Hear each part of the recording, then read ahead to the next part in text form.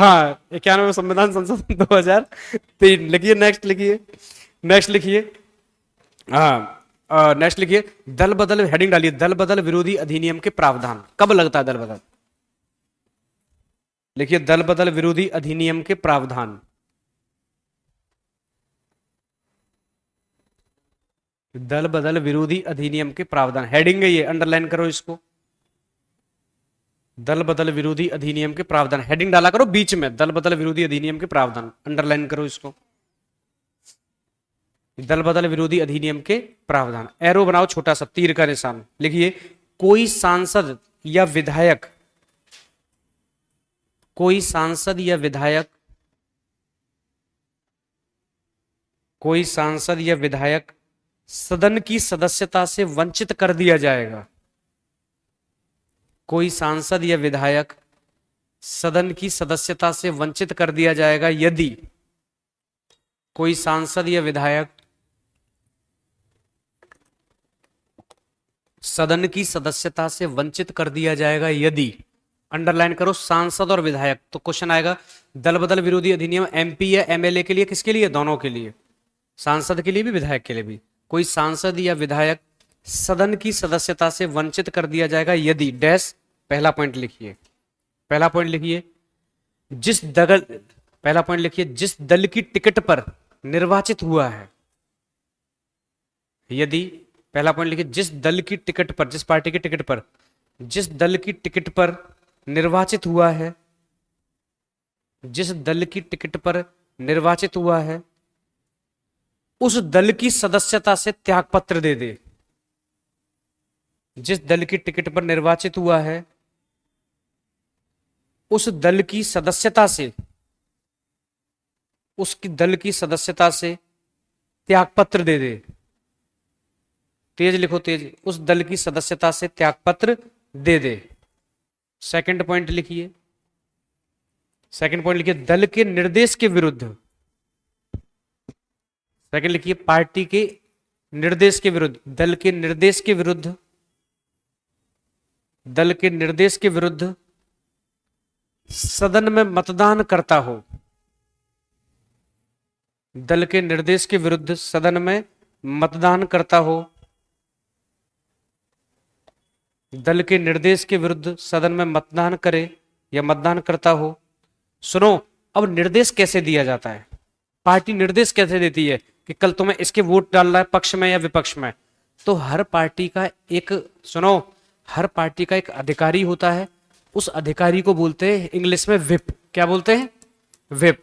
और हिंदी में बोलते हैं निर्देशक। क्या बोलते हैं? निर्देशक, या फिर बोलते हैं इसको सचेतक। क्या बोलते हैं? सचेतक। समझ में आया नहीं आया? हर पार्टी का एक क्या होता है? विप होता है। जैसे मान लीजिए बीजेपी है, बीजेपी का विप अमित शाह है। कौन है? अमित शाह को एक पावर दे रखी है कि तुम विप हो, तुम सचेतक हो, तुम निर्देशक हो।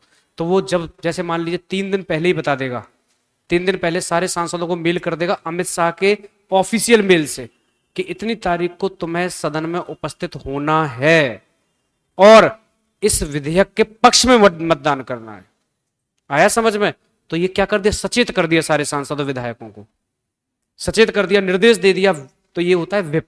तो कोई पूछ ले विप कौन है, तो आप बता दोगे विप हर पार्टी का एक विप होता है, हर पार्टी का एक सचेतक होता है जो पार्टी के सदस्यों को सचेत करता है कि कार्यवाही कैसे कैसे करनी है। समझ में आया? ये है। तो ब्रैकेट में लिख लो वहीं विप, ये लिखा है ना, इसी पॉइंट लिखा है, इसी के ब्रैकेट में लिखिए विप, निर्देशक या सचेतक। विप को हिंदी में बोलते हैं निर्देशक या सचेतक, निर्देश देना या सचेत करना। इंग्लिश में बोलते हैं ऑफिस ऑफ विप। अपनी पार्टी को देगा, दूसरी पार्टी को कैसे दे देगा यार? अब मैं दूसरी क्लास के बच्चों को पढ़ाऊं कान पकड़ के? तुम्हें ही तो पढ़ाऊंगा यार। लिखो, चलो लिख, हो गया सचेतक। तीसरा पॉइंट लिखिए, तीसरा पॉइंट लिखिए, यदि दल द्वारा, यदि दल मतलब पार्टी के द्वारा, यदि दल द्वारा निर्देश दिए जाने पर भी,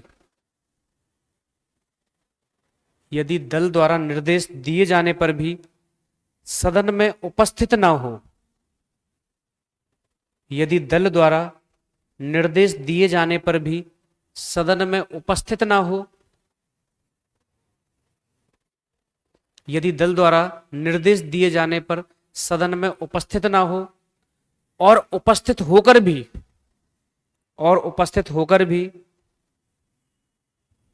मतदान में भाग न ले, और उपस्थित होकर भी मतदान में भाग न ले, और उपस्थित होकर भी मतदान में भाग न ले। हो गया। नेक्स्ट पॉइंट लिखिए, कोई निर्दलीय सांसद या विधायक, हाँ नेक्स्ट पॉइंट, कोई निर्दलीय कौन होता है? इंडिपेंडेंट, जो किसी पार्टी से नहीं होता है। कोई निर्दलीय सांसद या विधायक, कोई निर्दलीय सांसद या विधायक चुनाव जीतने के बाद, कोई निर्दलीय सांसद या विधायक चुनाव जीतने के बाद किसी दल की सदस्यता ग्रहण कर ले, चुनाव जीतने के बाद किसी दल की सदस्यता ग्रहण कर ले, किसी दल की सदस्यता ग्रहण कर ले, किसी दल की सदस्यता ग्रहण कर ले। नेक्स्ट लिखिए, कोई मनोनीत सदस्य, मनोनीत कितने होते हैं राज्यसभा में? 12। ऐसे विधान परिषद में 1/6 होते हैं। कोई मनोनीत सदस्य, हो गया, कोई मनोनीत सदस्य 6 माह बाद, कोई मनोनीत सदस्य 6 माह बाद दल बदल कर ले, कोई मनोनीत सदस्य 6 माह बाद दल बदल कर ले, कोई मनोनीत सदस्य 6 माह बाद दल बदल कर ले, तो उस पर दल बदल लगता है, तो उस पर दल बदल विरोधी अधिनियम लगता है, तो उस पर दल बदल विरोधी अधिनियम लगता है, तो उस पर दल बदल विरोधी अधिनियम लगता है, तो उस पर दल बदल विरोधी अधिनियम लगता है। हो गया। नोट करके लिखिए, NOTE लिखिए, अध्यक्ष और सभापति पर दल बदल विरोधी अधिनियम लागू नहीं होता है। कथन में आते हैं ये, अध्यक्ष और सभापति पर एंटी डिफेक्शन लॉ लागू नहीं होता, अध्यक्ष और सभापति पर दल बदल विरोधी अधिनियम लागू नहीं होता। किस पे नहीं लगता? अध्यक्ष और सभापति पर, अध्यक्ष और सभापति पर दल बदल विरोधी अधिनियम लागू नहीं होता,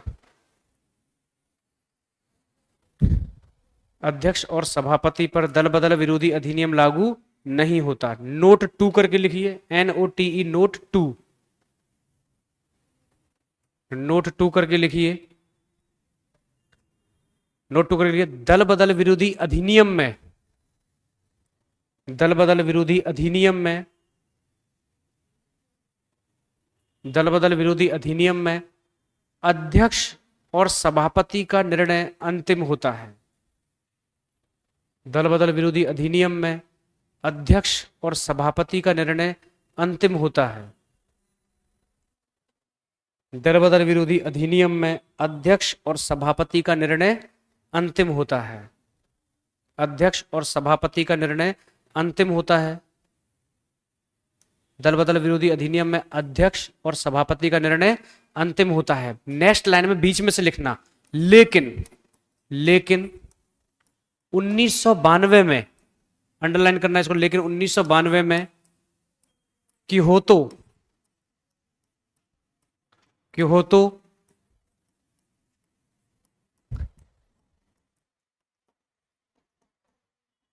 हुलोहन केस, लेकिन 1992 में, 1992 में यह है किहोटो।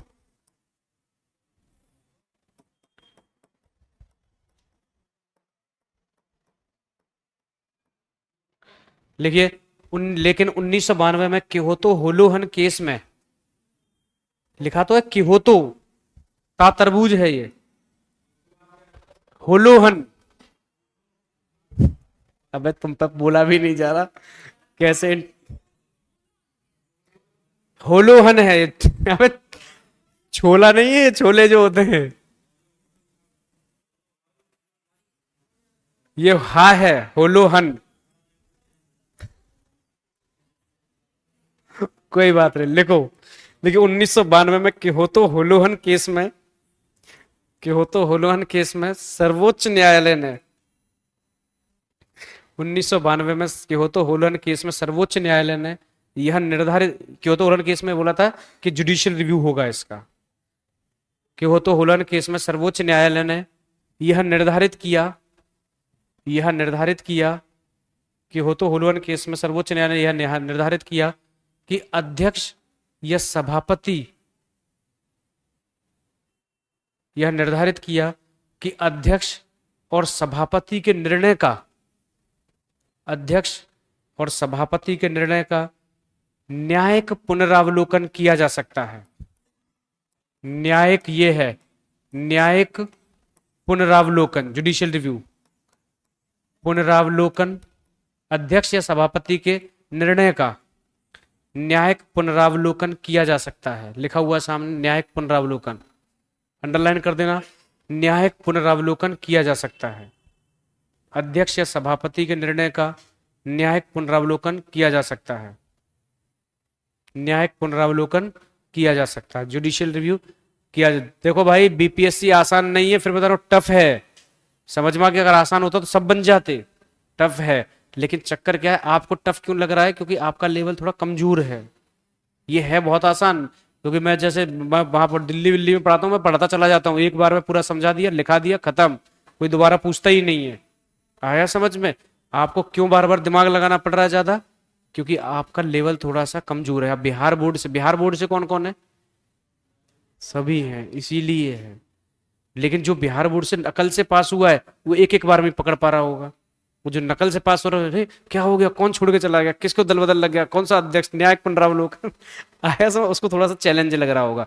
लेकिन कोई दिक्कत नहीं, यहाँ आपको पढ़ लिया, हल्का हल्का समझ में आया, घर 10 बार पढ़ना, एक बार नहीं समझ में आएगा दोबारा पढ़ना, तिबारा पढ़ना, चौथे 5वीं बार लगेगा हाँ आ रहा है, 6वीं बार आ जाएगा पूरा। नहीं समझे? यही होता है। सुनो तो, हेलो, तो बताइए, दल बदल विरोधी अधिनियम में अंतिम फैसला किसका होता है? अध्यक्ष और सभापति का। क्या अध्यक्ष और सभापति के निर्णय को कोर्ट में चैलेंज किया जा सकता है? हाँ। किस केस के बाद बताओ? कि हो 1992 में क्योतो होलोहन केस में। आया समझ में? ये हो गया। नेक्स्ट लिखिए, पॉइंट लिखिए, नोट करके लिखिए, लिखिए, दल बदल विरोधी 91वें संविधान संशोधन 2003 के द्वारा, लिखिए 91वें संविधान संशोधन 2003 के द्वारा दल बदल विरोधी अधिनियम में संशोधन किया गया। Anti defection law was amended bye 91st constitution amendment 2003। लिखा है 91वें संविधान संशोधन 2003 के द्वारा, 91वें संविधान संशोधन 2003 के द्वारा दल बदल विरोधी अधिनियम में संशोधन किया गया। दल बदल विरोधी अधिनियम में संशोधन किया गया। 91वें संविधान संशोधन 2003 के द्वारा दल बदल विरोधी अधिनियम में संशोधन किया गया। सुनो, पहले एक काम करते हैं, इसको लिख है ना, क्या क्या संशोधन किया गया था। तो लिखिए, पहला पॉइंट लिखिए, स्प्लिट का मतलब क्या होता है? टूटना। और लिखना, यदि 1/3 सदस्य, पार्टी के 1/3 सदस्य दल बदल करें।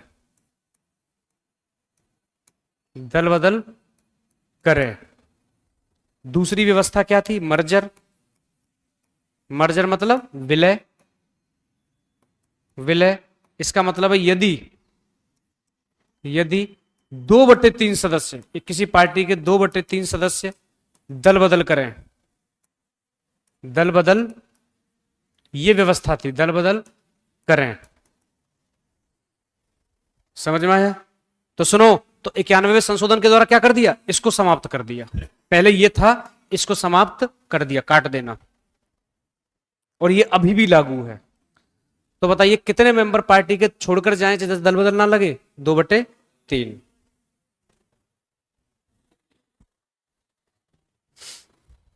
ऐसी बनाओ इसको साफ साफ। 91वें संविधान संशोधन 2003 के द्वारा संशोधन, क्या संशोधन हुआ है? इसको हटा दिया गया है।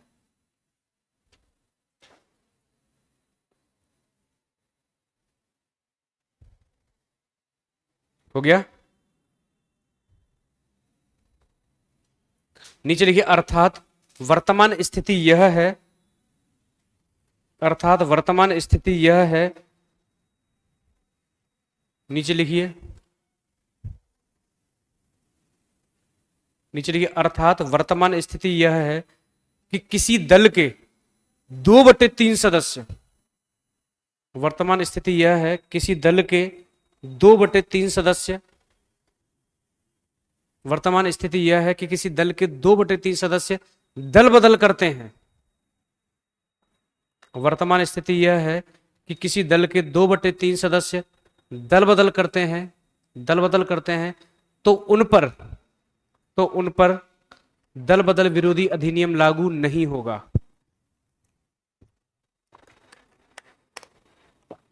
किसी दल के 2/3 सदस्य दल बदल करते हैं तो उन पर दल बदल विरोधी अधिनियम लागू नहीं होगा, तो उन पर दल बदल विरोधी अधिनियम लागू नहीं होगा। तो बताइए किन पर लागू नहीं होता? अध्यक्ष, सभापति और पार्टी के 2/3 सदस्य छोड़ के जाएंगे तो उन पर नहीं लागू होगा। अब एक कहानी और सुन लीजिए। सुप्रीम कोर्ट में एक केस आया था, पता है, महाराष्ट्र का। महाराष्ट्र में एक पार्टी के 2/3 सदस्य पार्टी छोड़ के चले गए, और असल बात यह है कि 2/3 सदस्य पार्टी छोड़ के गए हमारे, तो हमारी पार्टी का चुनाव चिन्ह भी ले जाएंगे वो। भाई आधे से ज्यादा चले गए ना, नहीं समझे? हमारी पार्टी में 100 लोग हैं, 100 का 2/3 66 हो गया। अब 66 छोड़ के चले गए तो आधे से ज्यादा चले गए, और हमारी पार्टी का चुनाव चिन्ह था मोबाइल, तो मोबाइल को वो लेके चले जाएंगे, ज्यादा वहां चले गए हैं। आया समझ में? और अपनी पार्टी बना लेते हैं तो किस पर चुनाव चिन्ह भी ले जाते हैं। तो ये हो गया दल बदल विरोधी अधिनियम। अब एक क्वेश्चन आएगा मेंस का, क्वेश्चन लिखिए, क्वेश्चन लिखिए, दल बदल विरोधी अधिनियम की, क्वेश्चन लिखिए, दल बदल विरोधी अधिनियम का आलोचनात्मक मूल्यांकन कीजिए। Critical analysis of anti defection law. लिखिए, क्या लिखिए? दल बदल विरोधी अधिनियम का आलोचनात्मक मूल्यांकन कीजिए, आलोचनात्मक मूल्यांकन करें।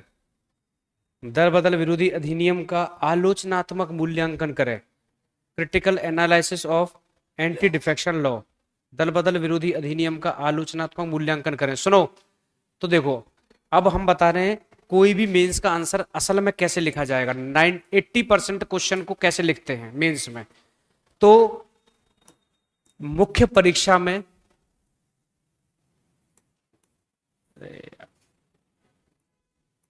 मुख्य परीक्षा में जो मेंस का आंसर होता है उसके 3 पार्ट होते हैं। कितने? 3 पार्ट। आंसर लिखेंगे जब मेंस का तो उसके कितने पार्ट होंगे? 3। सबसे पहला होगा उसका इंट्रोडक्शन। क्या होगा? इंट्रोडक्शन, इसको बोलते हैं परिचय। सबसे बड़ी बात है कि हम परिचय शब्द का यूज नहीं करेंगे, इस शब्द को नहीं लिखेंगे परिचय को, सीधा परिचय लिखना स्टार्ट कर देंगे। तो मुख्य सबसे पहले किसी भी क्वेश्चन का आंसर लिखेंगे तो सबसे पहले क्या लिखेंगे? उसका इंट्रोडक्शन। अब ये वाला चीज है, अब हमने क्वेश्चन पूछा है दल बदल विरोधी अधिनियम का आलोचनात्मक मूल्यांकन करें, तो इसका इंट्रोडक्शन कैसे लिखेंगे? इस क्वेश्चन में हम सबसे पहले इंट्रोडक्शन में, परिचय में, सबसे पहले एक कीवर्ड ढूंढेंगे। क्या ढूंढेंगे? ऐसा शब्द ढूंढेंगे इस सवाल में जिस शब्द के चारों तरफ वो क्वेश्चन घूमता है। नहीं समझे? इस क्वेश्चन को अच्छी तरह पढ़ेंगे और इस क्वेश्चन में एक ऐसा शब्द ढूंढेंगे जिस शब्द के चारों तरफ वो क्वेश्चन घूम रहा है। तो बताइए इस क्वेश्चन में कौन सा शब्द है ऐसा? दल बदल विरोधी अधिनियम। सबसे पहले इंट्रोडक्शन में, परिचय में क्या लिखेंगे? दल बदल विरोधी अधिनियम के बारे में, कि दल बदल विरोधी अधिनियम क्या है। तो बताओगे दल बदल विरोधी अधिनियम भारतीय संविधान की 9वीं अनुसूची में 52वें संविधान संशोधन 1985 के द्वारा जोड़ा गया, जिसका उद्देश्य है दल बदल पर रोक लगाना, जिसका उद्देश्य है दल बदल पर रोक लगाना। समझ में आया नहीं आया? अगर देखो, अब अगर क्वेश्चन छोटा है, शब्द छोटे हैं, क्वेश्चन 8 नंबर का है, तो उसमें इंट्रोडक्शन छोटा सा रखेंगे। जब मान लीजिए क्वेश्चन थोड़ा बड़ा है, 400 नंबर का क्वेश्चन है, तो उसमें हम क्या कर देंगे, 38 नंबर का क्वेश्चन है, तो थोड़ा इंट्रोडक्शन को बढ़ा देंगे। बढ़ाएंगे कैसे? उसके संबंधित कुछ प्रावधान लिख देंगे कि कब कब दल बदल लगता है। समझ में आ गया? अब इंट्रोडक्शन को ऐसे नहीं करेंगे, पूरा ज्यादा बड़ा इंट्रोडक्शन नहीं होना चाहिए, इंट्रोडक्शन होना चाहिए छोटा। यार सीधी बात है, कोई मुझसे इंट्रोडक्शन पूछेगा तो मैं अपना नाम बताऊंगा, मैं कहाँ से बिलोंग करता हूँ वो बताऊंगा, समझ में आ गया। मेरी प्रारंभिक शिक्षा कहाँ से हुई है वो बताऊंगा, मेरी स्नातक हुई है वहां से वो बताऊंगा, मेरा अनुभव कितना है पढ़ाने में का इसको बताऊंगा, मेरी हॉबीज क्या क्या है इसको बताऊंगा। हो गया इंट्रोडक्शन। नहीं समझे तो परिचय में तो परिचय छोटा होना चाहिए ना। तो परिचय में सबसे पहला काम क्या है, प्रश्न को पढ़ना है, उसमें से कीवर्ड निकालना है, जो सबसे महत्वपूर्ण शब्द है उसकी परिभाषा लिखनी है। आया समझ में। तो इसमें क्या करना है, हमें कीवर्ड निकालना है, कीवर्ड निकालना है और उसकी परिभाषा लिखनी है, उसकी परिभाषा लिखनी है। तो दल बदल विरोधी अधिनियम के बारे में लिख दोगे, ये है। अब मान लीजिए बड़ा हो रहा है इंट्रोडक्शन, तो कुछ नहीं करना है, थोड़ा सा लिखो, फिर गोला बना दो एक। गोले में लिखोगे दल बदल कब कब लगता है, दल की सदस्यता से त्यागपत्र दे दे, शॉर्ट में लिखेंगे दल की सदस्यता से त्यागपत्र दे दे, दल के विरुद्ध मतदान करे, समझ में आ गया, दल के विरुद्ध मतदान करे, निर्दलीय निर्दलीय दल बदल कर ले, मनोनीत 6 महीने बाद करे। हो गया। ऐसे गोला सा बना के छोटा सा शॉर्ट में दिखा देंगे। तो इंट्रोडक्शन हमेशा छोटा आएगा, कीवर्ड उसकी परिभाषा लिखनी है। उसके बाद जब इंट्रोडक्शन खत्म होगा तो इसका शुरू होगा मुख्य भाग। क्या स्टार्ट होगा, मुख्य भाग। मुख्य भाग को बोलते हैं बॉडी पार्ट, असली ये है बॉडी पार्ट। और बॉडी पार्ट में लिखना है क्यों, क्यों का उत्तर लिखना है। बॉडी पार्ट में मुख्य भाग में हमेशा क्या लिखना है, क्यों। क्यों कह रहा है कि आलोचना तो मूल्यांकन करो, यानी कुछ ना कुछ आलोचना कमियां होंगी तो उन कमियों को लिखना। देखना 90% क्वेश्चन में यही लिखना है। मुख्य भाग में हमेशा क्या करना है, क्यों का उत्तर लिखना है। क्यों का मतलब क्या है, ये बोल रहा है, अब क्वेश्चन पढ़ो कि आलोचना तो मूल्यांकन करो, आलोचना क्यों पूछ रहा है, क्योंकि कमियां होंगी, उन कमियों को तो लिखना है, भूलना मत, क्यों का आंसर लिखना है। उसके बाद भैया तीसरा लिखना है निष्कर्ष। तीसरा क्या लिखना है, निष्कर्ष। निष्कर्ष को इंग्लिश में बोलते हैं कंक्लूजन। क्या बोलते हैं, कंक्लूजन, निष्कर्ष। निष्कर्ष में हमेशा क्या बताना है, निष्कर्ष। जैसे अब निष्कर्ष में मान लीजिए भारत के संविधान पर, भारत की संविधान सभा पर, संसद पर, सुप्रीम कोर्ट पर कोई आरोप लग रहे हैं, कोई आक्षेप लग रहे हैं, तो हमें बचाव करना है।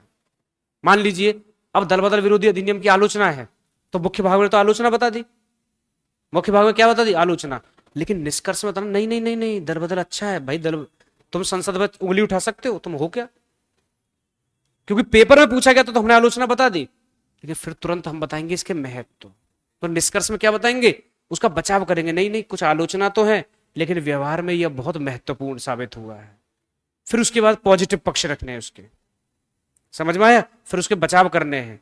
और अगर आपके पास फिर निष्कर्ष में कोई सुझाव है, अगर कोई सुझाव, आगे की राह लिखनी है, आगे की राह, या फिर सुझाव है आपके पास कोई कि इसको और अच्छा कैसे कर सकते हैं, तो वो सुझाव दे देने। आया समझ में। इस तरीके से आंसर लिखना है। सबसे पहले मुख्य भाग, कीवर्ड की परिभाषा, बॉडी पार्ट में क्यों का आंसर लिखना है, और निष्कर्ष में, कंक्लूजन में हमेशा, कंक्लूजन में या तो क्वेश्चन को देखते हुए कंक्लूजन लिखना है। आरोप लग रहा है हमारे संविधान या किसी संवैधानिक संस्था पर, तो उसका बचाव करना है। अरे सीधी बात है यार, मैं आपके पापा की आलोचना करूंगा तो बोलोगे चाहे मेरे पापा कैसे भी सही लेकिन मेरे पापा अच्छे हैं, बचाव करोगे या नहीं करोगे। तो संविधान भी तो हमारा ही है, और संविधान में जो संस्था है, चाहे वो संसद ले लो, चाहे राष्ट्रपति ले लो, प्रधानमंत्री, सुप्रीम कोर्ट, ये सब क्या है, ये भी तो हमारी क्या है, संस्था है, ये हमारी तो है। तो हमेशा इसमें बचाव करना है। आया समझ। या किसी कमी निकल रही है तो हमें निष्कर्ष देना है कि हाँ कुछ कमियां तो हैं लेकिन इसमें महत्वपूर्ण भी है। और उसमें जैसे रिजर्वेशन से संबंधित कोई रिजर्वेशन की आलोचना करे, आरक्षण की, तो आरक्षण की आलोचना कर दोगे, फिर महत्व भी बताओगे, और फिर बताओगे कि इनमें कमियां तो है लेकिन इनकी कमियों को सुधारा जा सकता है और इसमें कुछ सुधार करने की आवश्यकता है, फिर वो सुधार बता दोगे क्या क्या सुधार करने हैं। इस तरीके से हमें इसका आंसर लिखना है। आया समझ में। इसका आंसर तो मैं लिखाऊंगा अभी, मॉडल आंसर। अब ये तो एक क्वेश्चन सीधा पूछ लिया, एक क्वेश्चन आएगा किस सीमा तक, जैसे क्वेश्चन आएगा भारत किस सीमा तक एक पंथ निरपेक्ष देश है। सुनो, मान लीजिए दूसरी तरीका क्वेश्चन आता है, भारत किस सीमा तक, किस सीमा तक एक सेक्युलर देश है, एक पंथ निरपेक्ष देश है, पंथ निरपेक्ष देश है। अब ये क्वेश्चन आ गया सीधा। अब इसमें क्या लिखोगे तो अलग तरीके का आ गया। हेलो, इसमें क्या लिखोगे, ये तो अलग क्वेश्चन आ गया, किस सीमा तक। तो इसमें तो क्यों बन ही नहीं रहा है। अब देखो, सीमा का मतलब क्या होता है? सीमा का मतलब बॉर्डर। भाई इंडिया से जाओगे तो एक जगह बॉर्डर आ जाएगा ना, वहां से पाकिस्तान स्टार्ट होगा। यानी सीमा का मतलब है उसके दो पक्ष हैं। नहीं समझे? अरे सीधी बात है यार, यहां से ये इंडिया है, ये बॉर्डर लाइन है, यहां से पाकिस्तान स्टार्ट हो गया, तो इस सीमा के दो पक्ष है ना, एक इधर का और एक उधर का। आया समझ में? तो सबसे पहले इसमें हमें दो पक्ष बताने हैं। कितने? दो पक्ष बताने हैं कि इस सीमा तक तो पंथ निरपेक्ष है, इस सीमा तक तो पंथ निरपेक्ष है। अब कैसे कैसे पंथ निरपेक्ष है उसको लिखना है।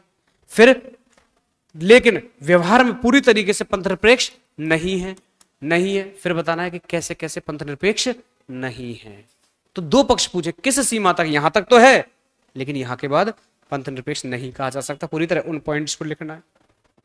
तो इस तरीके से लगभग आंसर लिखने, पहले इसको हल्का सा उतार लो जिससे कि आपको पता चल जाए, फिर हम इसका आंसर लिखाएंगे।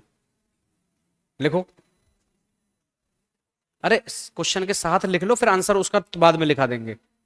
आपको पता चले कि मुख्य मेंस का आंसर लिखना कैसे है।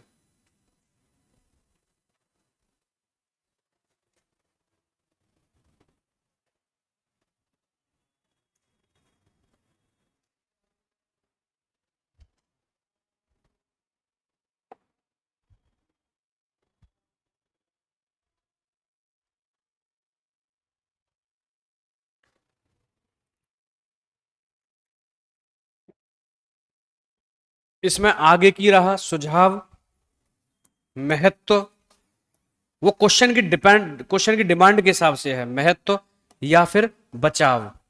अगर कोई आरोप लग रहे हैं तो बचाव लिखना है।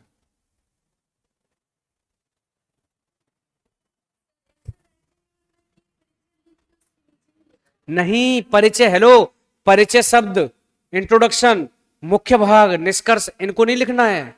लिखना कैसे आंसर? सुनो इधर, सीधा स्टार्ट कर देना इंट्रोडक्शन। फिर अब इंट्रोडक्शन खत्म हो गया, मुख्य भाग स्टार्ट करना है तो पैराग्राफ चेंज कर देना और यहां से फिर मुख्य भाग लिखना स्टार्ट कर देना है। फिर निष्कर्ष, पैराग्राफ चेंज करना, थोड़ा स्पेस देना है, निष्कर्ष स्टार्ट कर देना है। ऐसे करना, इन शब्दों का यूज नहीं करना है। वो अपने आप समझ जाएगा तुम क्या कहना चाह रहे हो। कॉपी चेक करने वाला तुमसे बहुत दिमागदार है।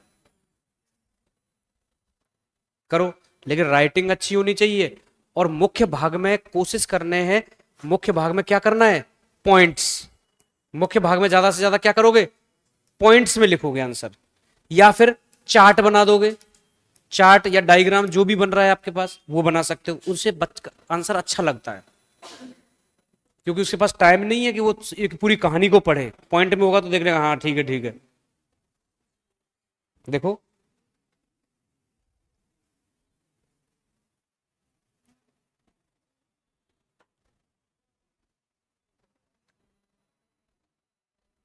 हो गया भाई?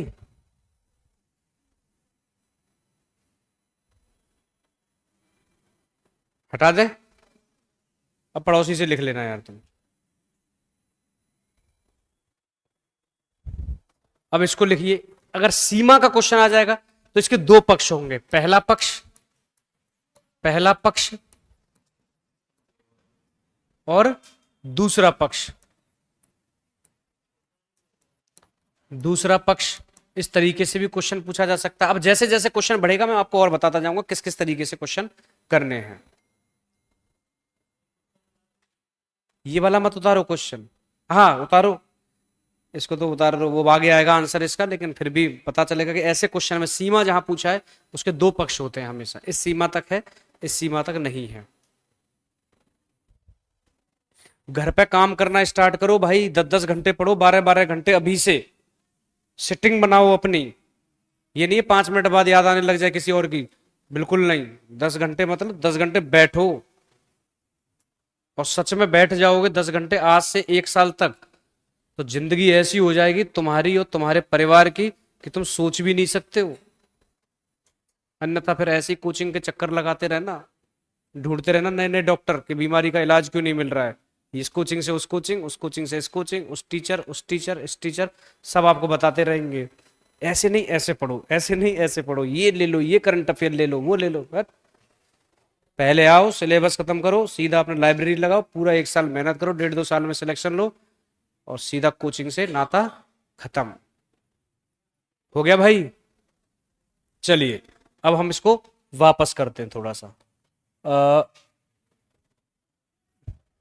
ठीक है, क्वेश्चन क्या था हमारा? क्वेश्चन क्या था? दल बदल विरोधी अधिनियम का आलोचनात्मक मूल्यांकन कीजिए। तो सबसे पहले हम इंट्रोडक्शन लिखाते हैं आपको, ठीक है? तो लिखिए, हालांकि ये आपको पता है क्या लिखना है, क्या लिखना है इसमें बताइए शुरुआत में। आप बताओ चश्मे वाली लड़की। इंट्रोडक्शन लिखना है, पर क्या? वो तो मुझे भी पता है इंट्रोडक्शन लिखना है?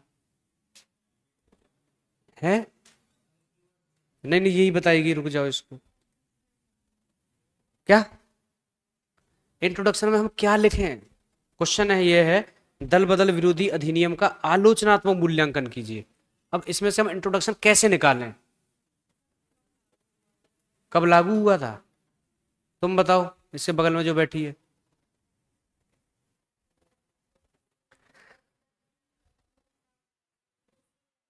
हाँ, दल बदल विरोधी अधिनियम की परिभाषा और उसके बारे में लिखना है। कीवर्ड ढूंढना है, कीवर्ड निकला दल बदल विरोधी अधिनियम, उसके बारे में लिखो। फिर नहीं समझे, लिखिए लिखिए दल बदल विरोधी, सीधा लिखना स्टार्ट कीजिए। दल बदल विरोधी अधिनियम को लिखिए, दल बदल विरोधी अधिनियम को लिखिए, दल बदल विरोधी अधिनियम को 52वें संविधान संशोधन 1985 के द्वारा, दल बदल विरोधी अधिनियम को 52वें संविधान संशोधन 1985 के द्वारा, दल बदल विरोधी अधिनियम को 52वें संविधान संशोधन, 52वें संविधान संशोधन, भैया ब्लैंक कॉपी में पढ़ो। अच्छा ठीक है ठीक है, ब्लैंक कॉपी क्या होता है ना, वहां पेपर में जब लिखोगे तो फिर दिक्कत आएगी, क्योंकि ब्लैंक मिलेगा। रफ के लिए ला रहे हो? ठीक है ठीक है ठीक है, लिखिए क्या लिखा है। दल बदल विरोधी अधिनियम को 52वें संविधान संशोधन 1985 के द्वारा, 1985 के द्वारा, दल बदल विरोधी अधिनियम को 52वें संविधान संशोधन 1985 के द्वारा भारत के संविधान की 9वीं अनुसूची में जोड़ा गया। 52वें संविधान संशोधन 1985 के द्वारा भारत के संविधान की, भारत के संविधान की 10वीं अनुसूची लिखना है। वेरी गुड, भारत के संविधान की 10वीं अनुसूची में जोड़ा गया। भारत के संविधान की 10वीं अनुसूची में जोड़ा गया। क्यों, पीछे बैठने में क्या दिक्कत है? भारत के संविधान की 10वीं अनुसूची में जोड़ा गया, फुल स्टॉप। लिखिए दल बदल विरोधी अधिनियम का उद्देश्य, दल बदल विरोधी अधिनियम का उद्देश्य, तेज लिखो, साफ सुथरा, भले ही यहां रफ में लिख लो, घर पर प्रैक्टिस कर लो एक बार। लिखिए दल बदल विरोधी अधिनियम का उद्देश्य, दल बदल विरोधी अधिनियम का उद्देश्य दल बदल पर रोक लगाना है। दल बदल विरोधी अधिनियम का उद्देश्य दल बदल पर रोक लगाना है। दल बदल विरोधी अधिनियम का उद्देश्य दल बदल पर रोक लगाना है और राजनीतिक स्थायित्व स्थापित करना है, और राजनीतिक स्थायित्व स्थापित करना है।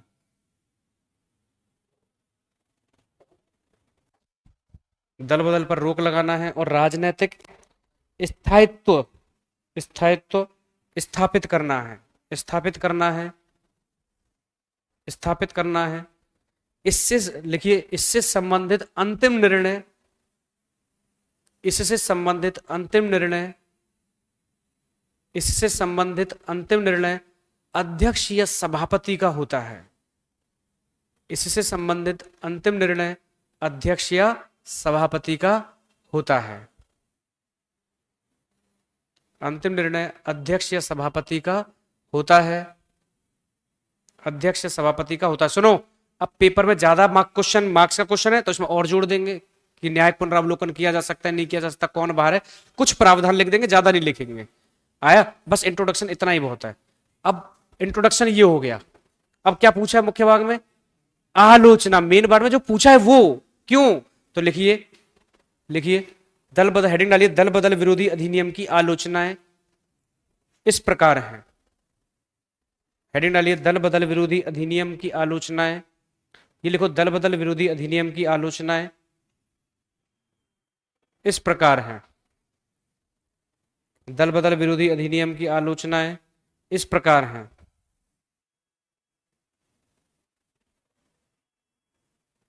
दल बदल विरोधी अधिनियम की आलोचनाएं इस प्रकार हैं, डैश डाल दीजिए, पहला पॉइंट लिखिए। अब तुम बताओ, मैंने आपको दल बदल समझा दिया है, क्या क्या कमियां हैं, कैसे क्रिटिसाइज करोगे एंटी डिफेक्शन लोगों। अब तुम सोचो, बताओ कैसे दल बदल विरोधी अधिनियम की कैसे दल बदल विरोधी अधिनियम को आलोचना करोगे आप, क्या क्या कमियां हैं इसमें, मैंने आपको पढ़ा दिया है?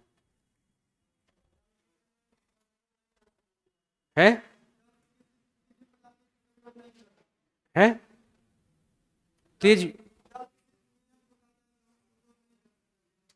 ये उधर कोई पार्टी नियम ला रही है तो उसको हम विरोध नहीं कर सकते। और बताइए।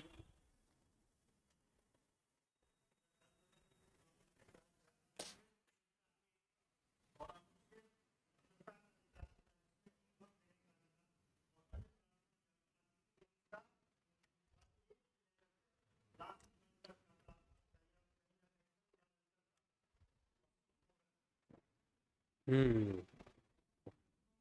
इन्होंने बोला है कि सर, दल बदल विरोधी अधिनियम के कारण स्वतंत्रता के मौलिक अधिकारों की हानि होती है, मौलिक अधिकारों का उल्लंघन होता है, क्योंकि स्वतंत्रता का अधिकार में क्या है, विचार और अभिव्यक्ति की स्वतंत्रता, वोट देना भी अभिव्यक्ति में आ जाता है। समझ में आ गया? अपना पक्ष रखना, अपने विचार रखना, विचारों को प्रकट करना, लिखकर बोलकर या हाव भाव द्वारा, इशारे से, संघ बनाना, ग्रुप बनाना, आना जाना, ये सारी चीजें क्या है भाई, मौलिक अधिकार में मेरी मर्जी में कहीं भी आऊं कहीं भी जाऊं। लेकिन दल ने क्या बोला है, पार्टी ने कल आना है, नहीं आया, दल बदल लग गया, तो इससे तो उल्लंघन हो रहा है। तो मौलिक अधिकारों का उल्लंघन, बहुत बढ़िया, शाबाश। और बताइए, और क्या क्या कमी है?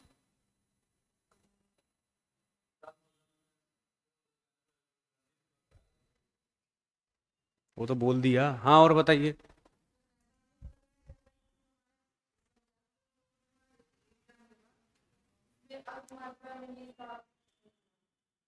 नहीं, वो सही है, 2/3 जा रहे हैं तो पार्टी अपने आप ही बहुमत आ जाएगा दूसरी पार्टी के पास।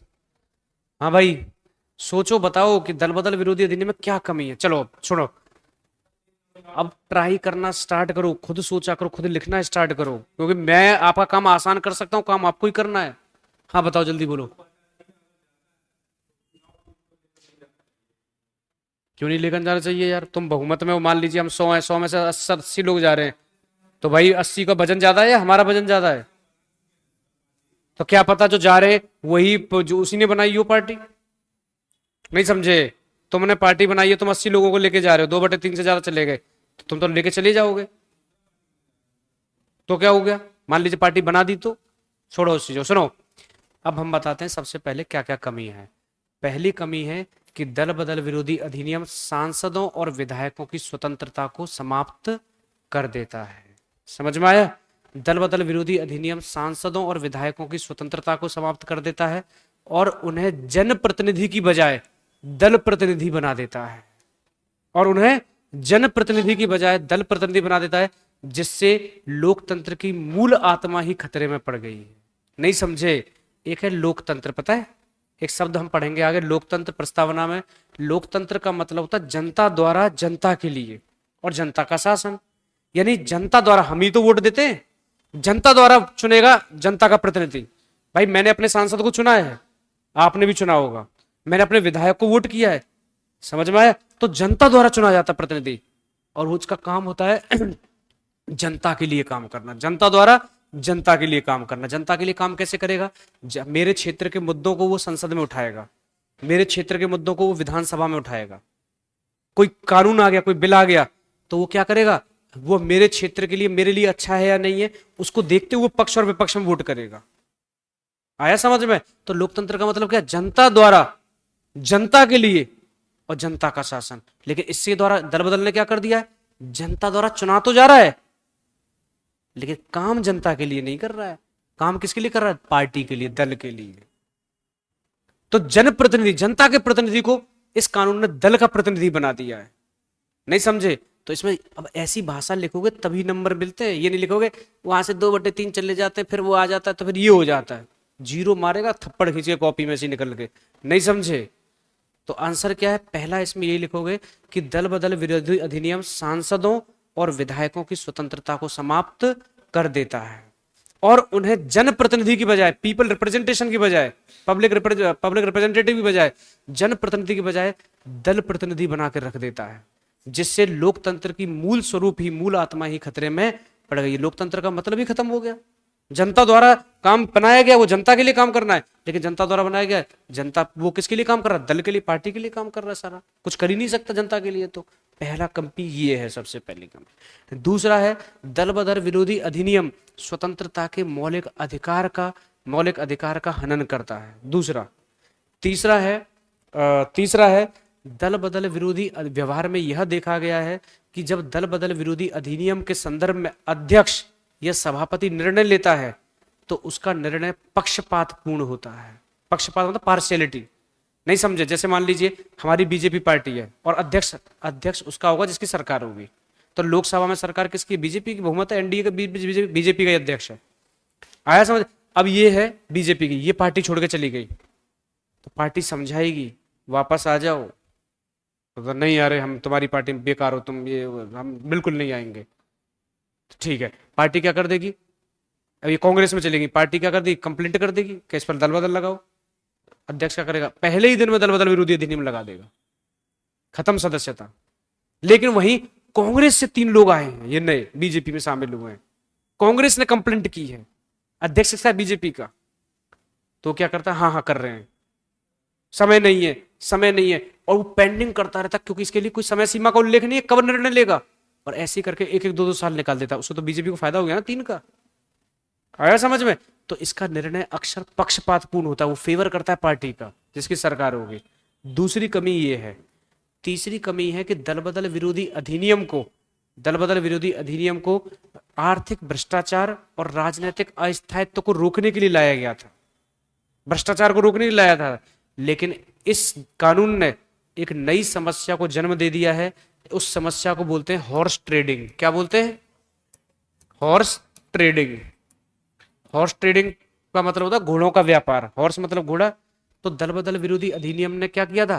क्यों लाया गया था? पैसे लेकर पार्टी चेंज कर देते थे, तो भ्रष्टाचार को रोकने के लिए लाया गया था और राजनीतिक स्थायित्व स्थापित करने को लेके आया गया था। लेकिन इसने एक नई समस्या को जन्म दे दिया है, हॉर्स ट्रेडिंग। हॉर्स ट्रेडिंग का मतलब क्या होता है? घोड़ों का व्यापार। कभी किया है घोड़ों का व्यापार किसी ने? तुमने किया है? हाँ, तुमने किया होगा वो छोटे मोटे घोड़े का व्यापार। एक घोड़ा 10-10, 15-15, 20-20 करोड़ का आता है, जो रेस वाले घोड़े होते हैं और इंटरनेशनल। उस पर इन्होंने खरीद लिया होगा 3 लाख का। समझ में आया नहीं आया? 5 लाख का या 50,000 का। कई बार घोड़े के चक्कर में खच्चर भी खरीद लेते हैं, तो पता नहीं चलता उनके बीच में डिफरेंस। सुनो, तो असल घोड़ों का व्यापार से संबंध क्या है? घोड़ों का व्यापार संबंध ये है कि एक घोड़ा, जो महंगे महंगे घोड़े होते हैं वो 20-20, 50-50, 100-100 करोड़ रुपए के बिकते हैं। तो इसने कैसे घोड़े व्यापार को जन्म दे दिया है? ऐसे जन्म दे दिया है, पहले क्या होता था? पार्टी एक सांसद को खरीदती थी 2 करोड़ रुपए देके। आया समझ में? लेकिन क्या हुआ? अब दल बदल आ गया, तो दल बदल से सदस्यता ही चली जाएगी, तो पार्टी खरीद ही नहीं सकती। अब जो बड़ी बड़ी पार्टी है वो क्या करती हैं? पूरी की पूरी पार्टी को ही खरीद लेती है 50 करोड़ रुपए में। आ जाओ सब, कोई दल बदल नहीं लगेगा उन पर। दूसरी पार्टियां कंप्लेंट करती रहेंगी, क्योंकि 2/3 तो आ ही सकते हैं ना भाई। वो क्या करेगा? 2/3 को खरीद लेंगे, जाओ खत्म, बहुमत ले लिया। तो बीजेपी बहुत बड़ी पार्टी है आज की डेट में, और बहुत इसमें बहुत पैसा इन्वेस्ट किया गया लोगों के द्वारा, बहुत फंड है इनके पास, बहुत पैसा है। छोटी मोटी पार्टी के 2/3 को खरीद लेगी। हॉर्स ट्रेडिंग लगाते रहो, लगेगा ही नहीं दल बदल। नहीं समझे? अरे क्या है?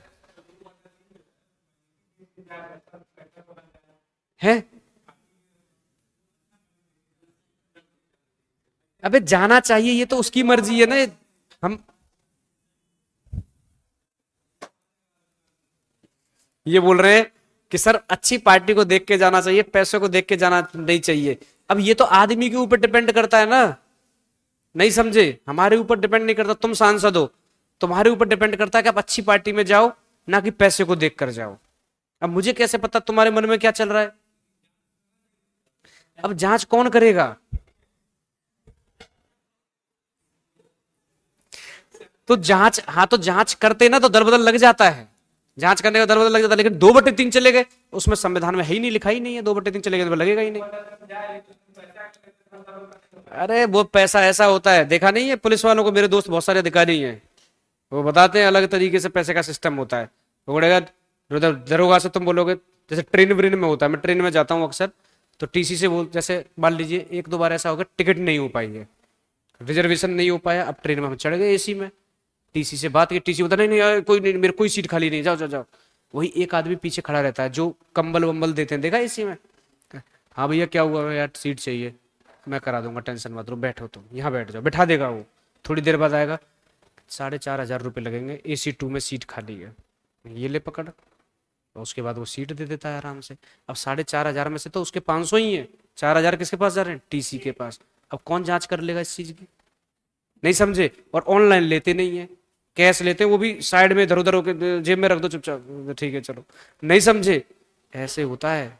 तो करोड़ रुपए ये नहीं होता कि सीधा पैसे दे दिया जाए, उसकी बेटी की शादी में फॉर्च्यूनर या बड़ी गाड़ी गिफ्ट कर दी जाएगी, हो गया भ्रष्टाचार। और वैसे कैसे क्या है? गिफ्ट, गिफ्ट और भ्रष्टाचार में अंतर नहीं कर पाओगे तुम। नहीं आया समझ में? अकाउंट में नहीं डालते हैं, अकाउंट में डाल दियो तो पता पड़ जाएगी। हाँ वही समझ में आया। मतलब ये व्यक्ति पर डिपेंड करता है, हमें सिद्धांत, हमें गोला काला करना है और लिख के आना है। हमें ये नहीं बताना कि बहुत अच्छा होगा जब पार्टी, अच्छी पार्टी को ज्वाइन करना चाहिए, पैसा नहीं लेना चाहिए, ये सैद्धांतिक चीजें हो गई जो तुम बता रहे हो। चलो ठीक है, खत्म करो कहानी। आया समझ में? तो तीसरा क्या है? हॉर्स ट्रेडिंग को जन्म दे दिया है, जिससे कि बहुत सारे लोग एक साथ छोड़ देते हैं पार्टी को, 2/3 से ज्यादा खरीद लेते हैं और बड़े स्तर पर भ्रष्टाचार होने लगा है। तो इसको हमें लिखना है, ठीक है? चलिए लिखने का प्रयास कीजिए। पहला पॉइंट लिखिए, पहला पॉइंट लिखिए, दल बदल विरोधी अधिनियम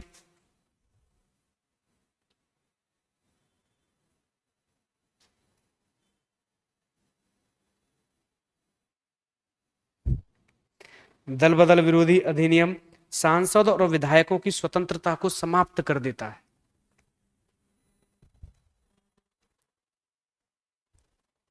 आदर्शवादी आप जब तक बन सकते हो जब तक आपके पास पैसा नहीं है, जैसे ही मौका मिलेगा सब आदर्श रखे रह जाएंगे, यही देश है हमारा भारत।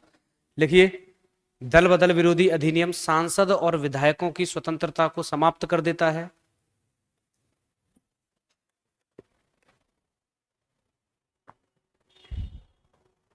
सांसदों और विधायकों की स्वतंत्रता को समाप्त कर देता है और उन्हें जनप्रतिनिधि की बजाय, और उन्हें जनप्रतिनिधि की बजाय जनप्रतिनिधि, और उन्हें जनप्रतिनिधि की बजाय दल प्रतिनिधि बना देता है, और उन्हें जनप्रतिनिधि की बजाय, और उन्हें जनप्रतिनिधि की बजाय दल प्रतिनिधि बना देता है, और उन्हें जनप्रतिनिधि की बजाय दल प्रतिनिधि बना देता है, जिससे जिससे लोकतंत्र का मूल स्वरूप ही, जिससे लोकतंत्र का मूल स्वरूप ही खतरे में पड़ गया है, जिससे लोकतंत्र का मूल स्वरूप ही खतरे में पड़ गया है, जिससे लोकतंत्र का मूल स्वरूप ही खतरे में पड़ गया है। याद कर लेना चीजों को, जिससे लोकतंत्र का मूल स्वरूप ही खतरे में पड़ गया है। हो गया? दूसरा लिखिए, दल बदल विरोधी अधिनियम दल बदल विरोधी अधिनियम स्वतंत्रता के मौलिक अधिकार के विरुद्ध प्रतीत होता है, अगेंस्ट राइट टू फ्रीडम।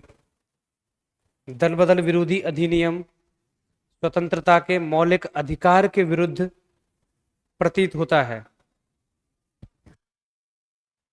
दल बदल विरोधी अधिनियम स्वतंत्रता के मौलिक अधिकार के विरुद्ध प्रतीत होता है। दल बदल विरोधी अधिनियम स्वतंत्रता के मौलिक अधिकार के विरुद्ध प्रतीत होता है। तीसरा लिखिए, तीसरा लिखिए, व्यवहार में यह देखा गया है, तीसरा पॉइंट, व्यवहार में यह देखा गया है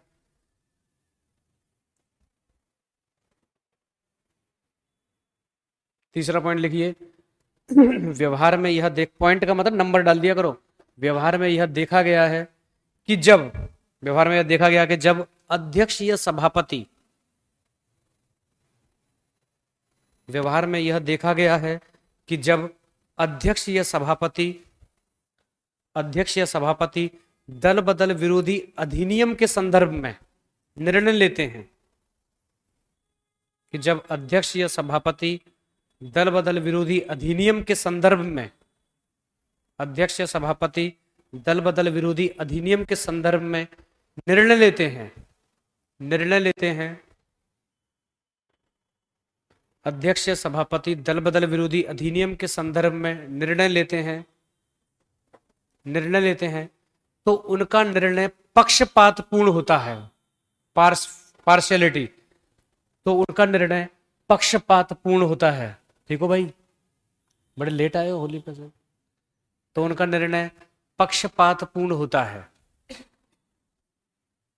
तो उनका निर्णय पक्षपातपूर्ण होता है, तो उनका निर्णय पक्षपातपूर्ण होता है। नेक्स्ट लिखिए, दल बदल विरोधी अधिनियम, दल बदल विरोधी अधिनियम, दल बदल विरोधी अधिनियम, दल बदल विरोधी अधिनियम, दल बदल विरोधी अधिनियम, दल बदल रोकने, दल बदल विरोधी अधिनियम, कॉमा दल बदल रोकने, दल बदल रोकने, भ्रष्टाचार रोकने,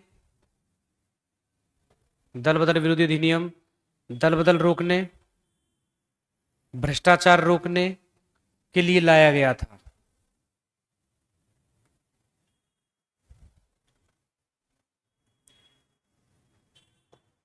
भ्रष्टाचार रोकने के लिए लाया गया था, लेकिन इस कानून ने, भ्रष्टाचार रोकने के लिए लाया गया था, लेकिन इस कानून ने हॉर्स ट्रेडिंग, इंग्लिश में लिख देना या हिंदी में, लेकिन कॉमा में बंद कर देना, ब्रेक अंडरलाइन करके, लेकिन इस कानून ने हॉर्स ट्रेडिंग जैसी समस्या को जन्म दे दिया है, लेकिन इस कानून ने हॉर्स ट्रेडिंग जैसी समस्या को जन्म दे दिया। ये सुप्रीम कोर्ट ने बोला है अपने डिसीजन में एक में, लेकिन इस कानून ने हॉर्स ट्रेडिंग, अंडरलाइन कर दो, जैसी समस्या को जन्म दे दिया है, जिससे बड़े स्तर पर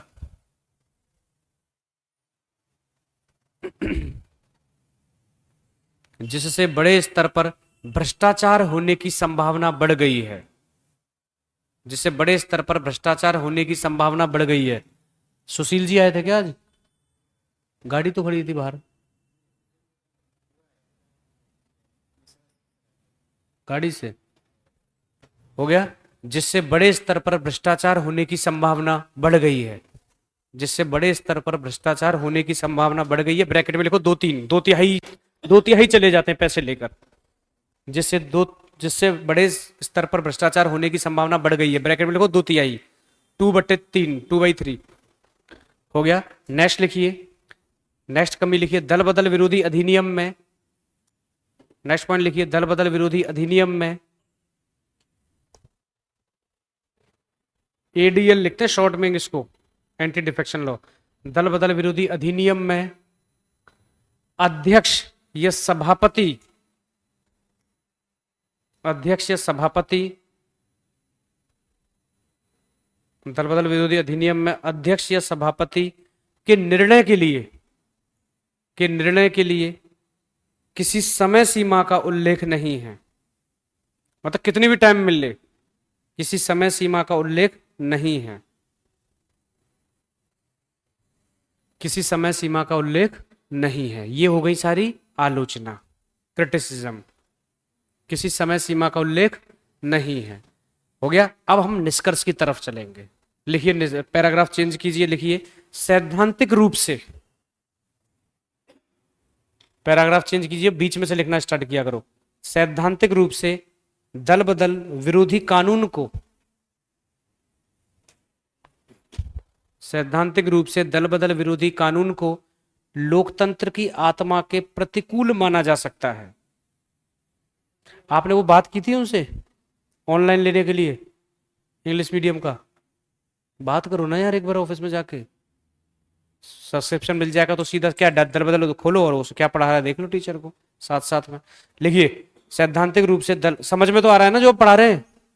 हाँ वो सब दिया होगा बस। लिखिए दल बदल विरोधी अधिनियम, सैद्धांतिक रूप से दल बदल विरोधी कानून को लोकतंत्र की आत्मा के, लोकतंत्र की आत्मा के प्रतिकूल माना जा सकता है। सैद्धांतिक रूप से दल बदल विरोधी कानून को लोकतंत्र की आत्मा के प्रतिकूल माना जा सकता है, लोकतंत्र की आत्मा के प्रतिकूल माना जा सकता है। लेकिन लेकिन व्यवहार में, लेकिन व्यवहार में भारत में यह काफी उपयोगी सिद्ध हुआ है। लेकिन व्यवहार में भारत में यह काफी उपयोगी सिद्ध हुआ है। लेकिन व्यवहार में यह भारत में यह काफी उपयोगी सिद्ध हुआ है। व्यवहार में यह काफी उपयोगी सिद्ध हुआ है और इसकी उपयोगिता दो रूपों में देखी जा सकती है। व्यवहार में यह भारत में उपयोगी सिद्ध हुआ है और इसकी उपयोगिता दो रूपों में देखी जा सकती है। और इसकी उपयोगिता नहीं लिख पा रहे। व्यवहार में भारत में यह काफी उपयोगी सिद्ध हुआ है एवं इसकी उपयोगिता दो रूपों में देखी जा सकती है। अबे दो लोगों में नहीं, दो रूपों में। इसकी उपयोग कुछ भी लिखो कोई दिक्कत नहीं है। लिखिए इसकी उपयोगिता दो रूपों में देखी जा सकती है, डैश डाल दीजिए, पहला पॉइंट लिखिए। इसकी उपयोगिता दो रूपों में देखी जा सकती है। पहला लिखिए यह राजनीतिक भ्रष्टाचार को रोकने में सहायक है। को बहुत भ्रष्टाचार रुका है, यह राजनीतिक भ्रष्टाचार को रोकने में सहायक है। कहीं ना कहीं भ्रष्टाचार सच में रुका है और हॉर्स ट्रेडिंग बहुत कम होती है, बस संभावना बढ़ गई है। यह राजनीतिक भ्रष्टाचार को रोकने में सहायक है।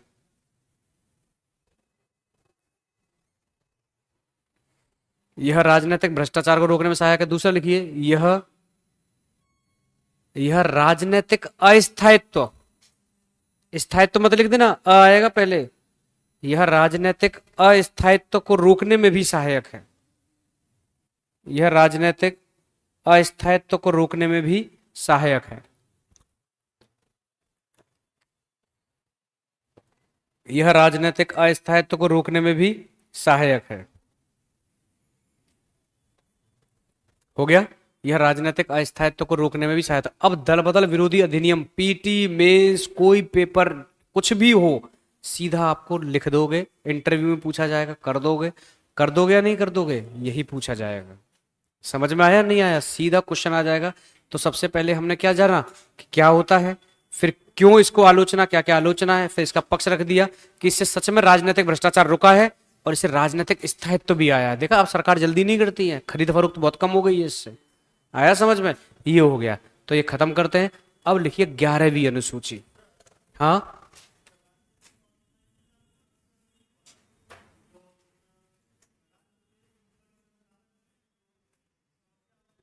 हाँ हाँ कह सकते हो। राजनीतिक अस्थायित्व का मतलब है आज सरकार चल रही है तो इस दल बदल ने क्या कर दिया है, ये छोड़ के नहीं जा सकते।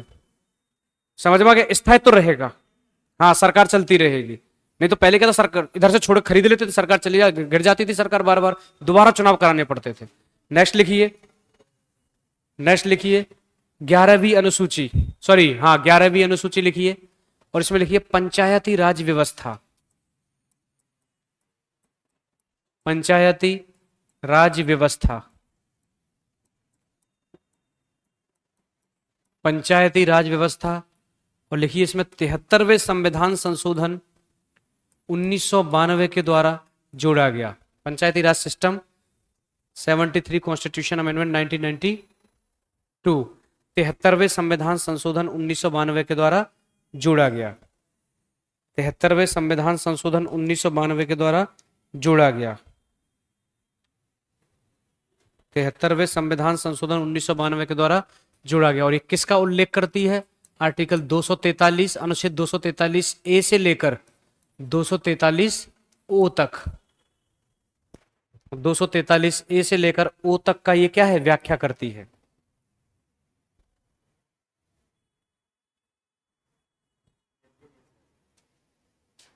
हो गया दल बदल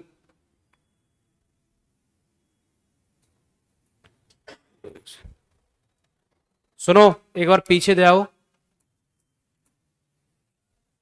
दल बदल विरोधी अधिनियम लिखा था ना, वो किस आर्टिकल की व्याख्या कर रहा था? 102 और 191 लिखिए।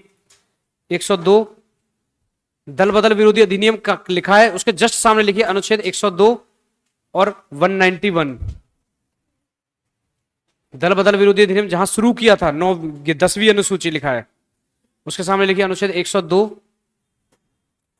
102 और 191। 191, 191।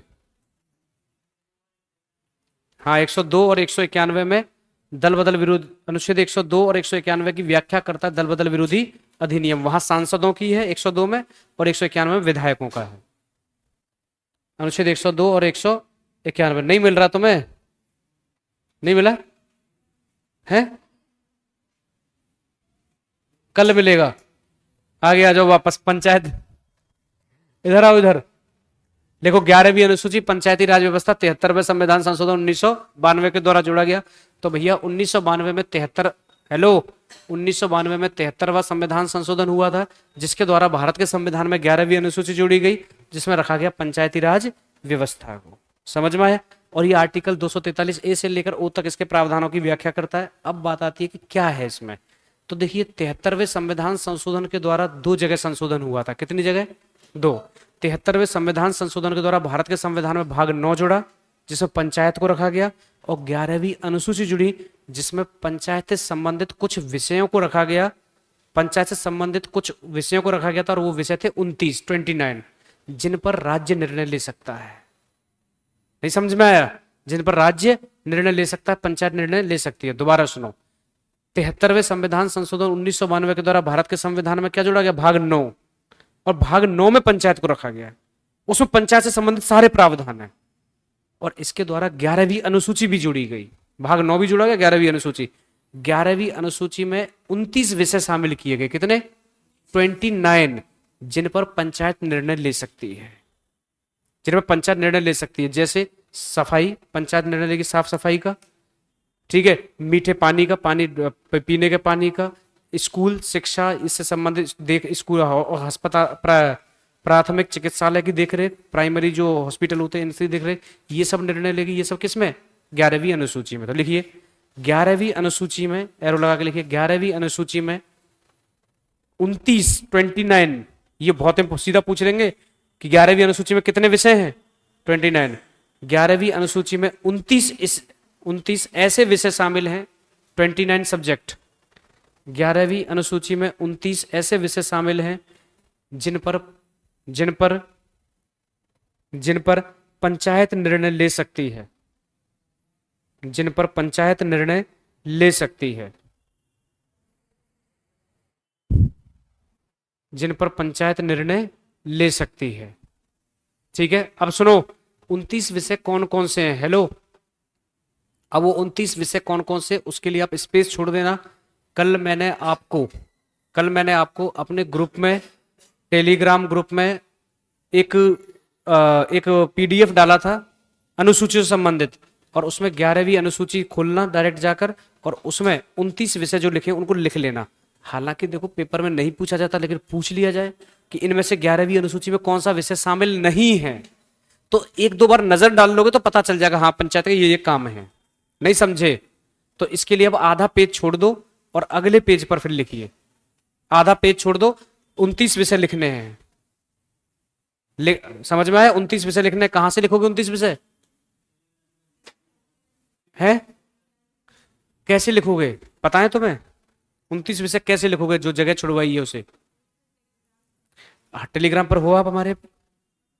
नहीं है तो फिर अपनी फ्रेंड से पूछ लेना कैसे होगा, उसको ज्वाइन कर लेना, और उसमें लास्ट पीडीएफ यही पड़ा है अनुसूची से संबंधित, और जाके ऊपर जाना, 11वीं अनुसूची में 29 विषय लिखे हुए हैं, उनको लिख लेना। आया समझ में? लिखिए 12वीं अनुसूची, लिखिए 12वीं अनुसूची, और लिखिए नगर पालिकाएं, नगर पालिकाएं, म्युनिसिपैलिटीज, नगर पालिकाएं 74वें संविधान संशोधन 1992 के द्वारा जोड़ा गया। 1992 में दो संशोधन हुए थे, गांव का विकास और शहर का विकास। गांव के विकास के लिए 11वीं अनुसूची और शहर के विकास के लिए 12वीं अनुसूची। लेकिन नगर पालिकाएं 74वें संविधान संशोधन 1992 के द्वारा जोड़ा गया।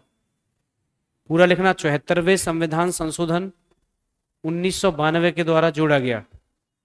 74वें संविधान संशोधन 1992 के द्वारा जोड़ा गया। 74वें संविधान संशोधन 1992 के द्वारा जोड़ा गया। हो गया? इसमें एरो लगा के लिखिए। 12वीं अनुसूची में 18 सब्जेक्ट शामिल हैं इसमें। 12वीं अनुसूची में एरो लगा के लिखिए, 12वीं अनुसूची में 18 ऐसे विषय शामिल हैं। 12वीं अनुसूची में 18 ऐसे विषय शामिल हैं। 12वीं अनुसूची में 18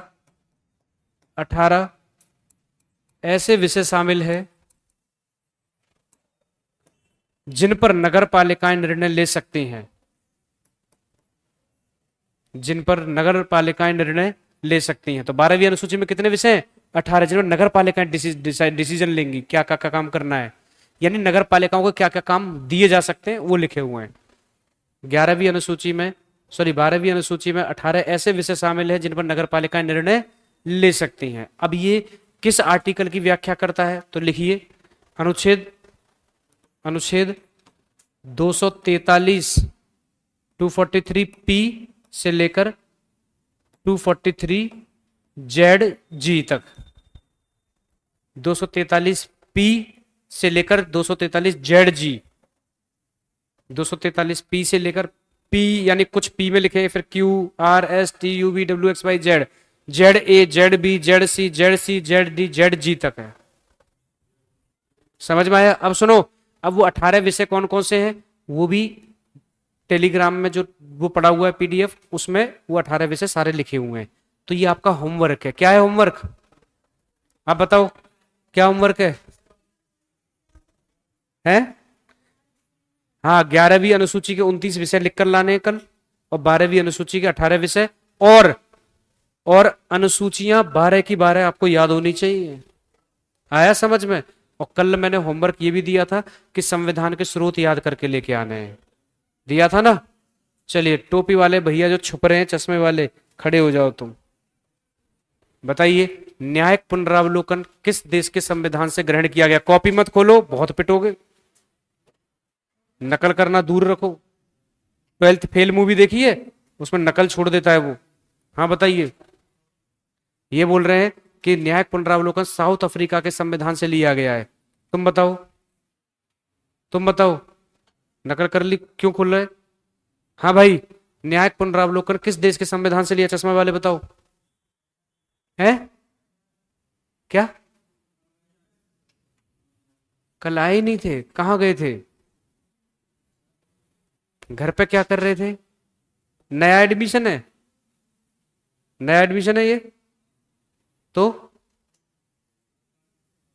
है अच्छा, स्टार्टिंग से आप हो, लेकिन आप छुट्टी के बाद अब लौटे हो। अगर फौज में होते ना तो सीओ गोली मार देता। युद्ध हार जाएंगे फौज अगर तुम छुट्टी ऐसे आओगे। 15 दिन के बाद तुम 15 दिन, 3 दिन की छुट्टी पड़ी है, छुट्टी में आ रहे हो आप 20 दिन बाद। क्या करोगे तुम? घर पे क्या जरूरी काम था? क्या काम था घर पे? चलो ठीक है, अब क्या कर सकते हैं, बैठो। हाँ भाई, तुम बताओ, कोने वाले, न्यायिक पुनरावलोकन कहां से लिया गया है? देख लिया होगा अब तो। कॉपी बंद करो सारे बच्चे, कॉपी बंद, किताब बंद, जल्दी। तुम खड़े ही रहो, तुम्हें यहां मुजरा करवाएंगे अभी। मुजरा आता है? मुजरा आता है? मुजरा आता है? ये बोला मुजरा आता है। तूने मुजरा कहां सीख लिया? क्या होता है मुजरा बताओ? इधर आओ, तुम इधर आओ जल्दी, शाबाश।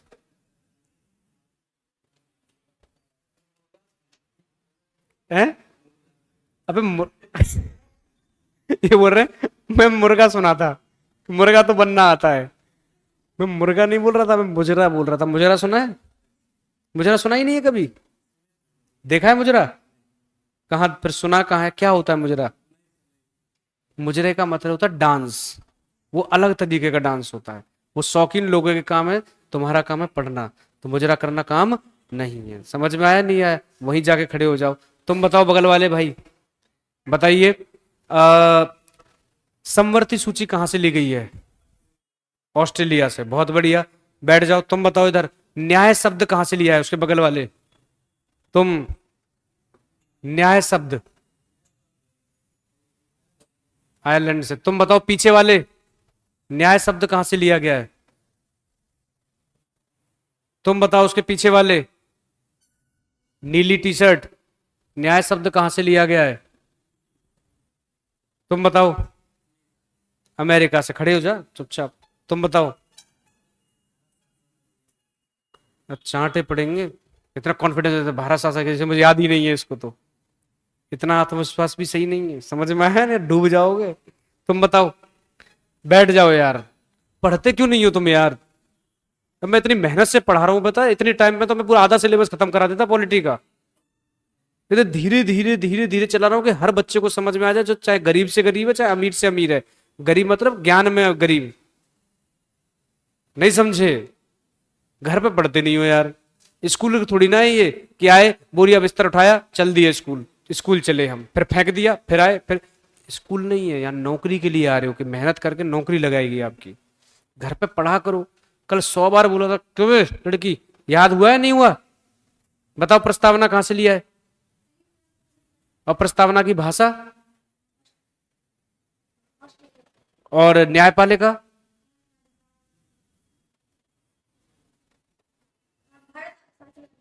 ताली बजाओ इसके लिए, बहुत बढ़िया। बैठ जा। तुम बताओ न्यायपालिका की स्वतंत्रता कहां से ली है?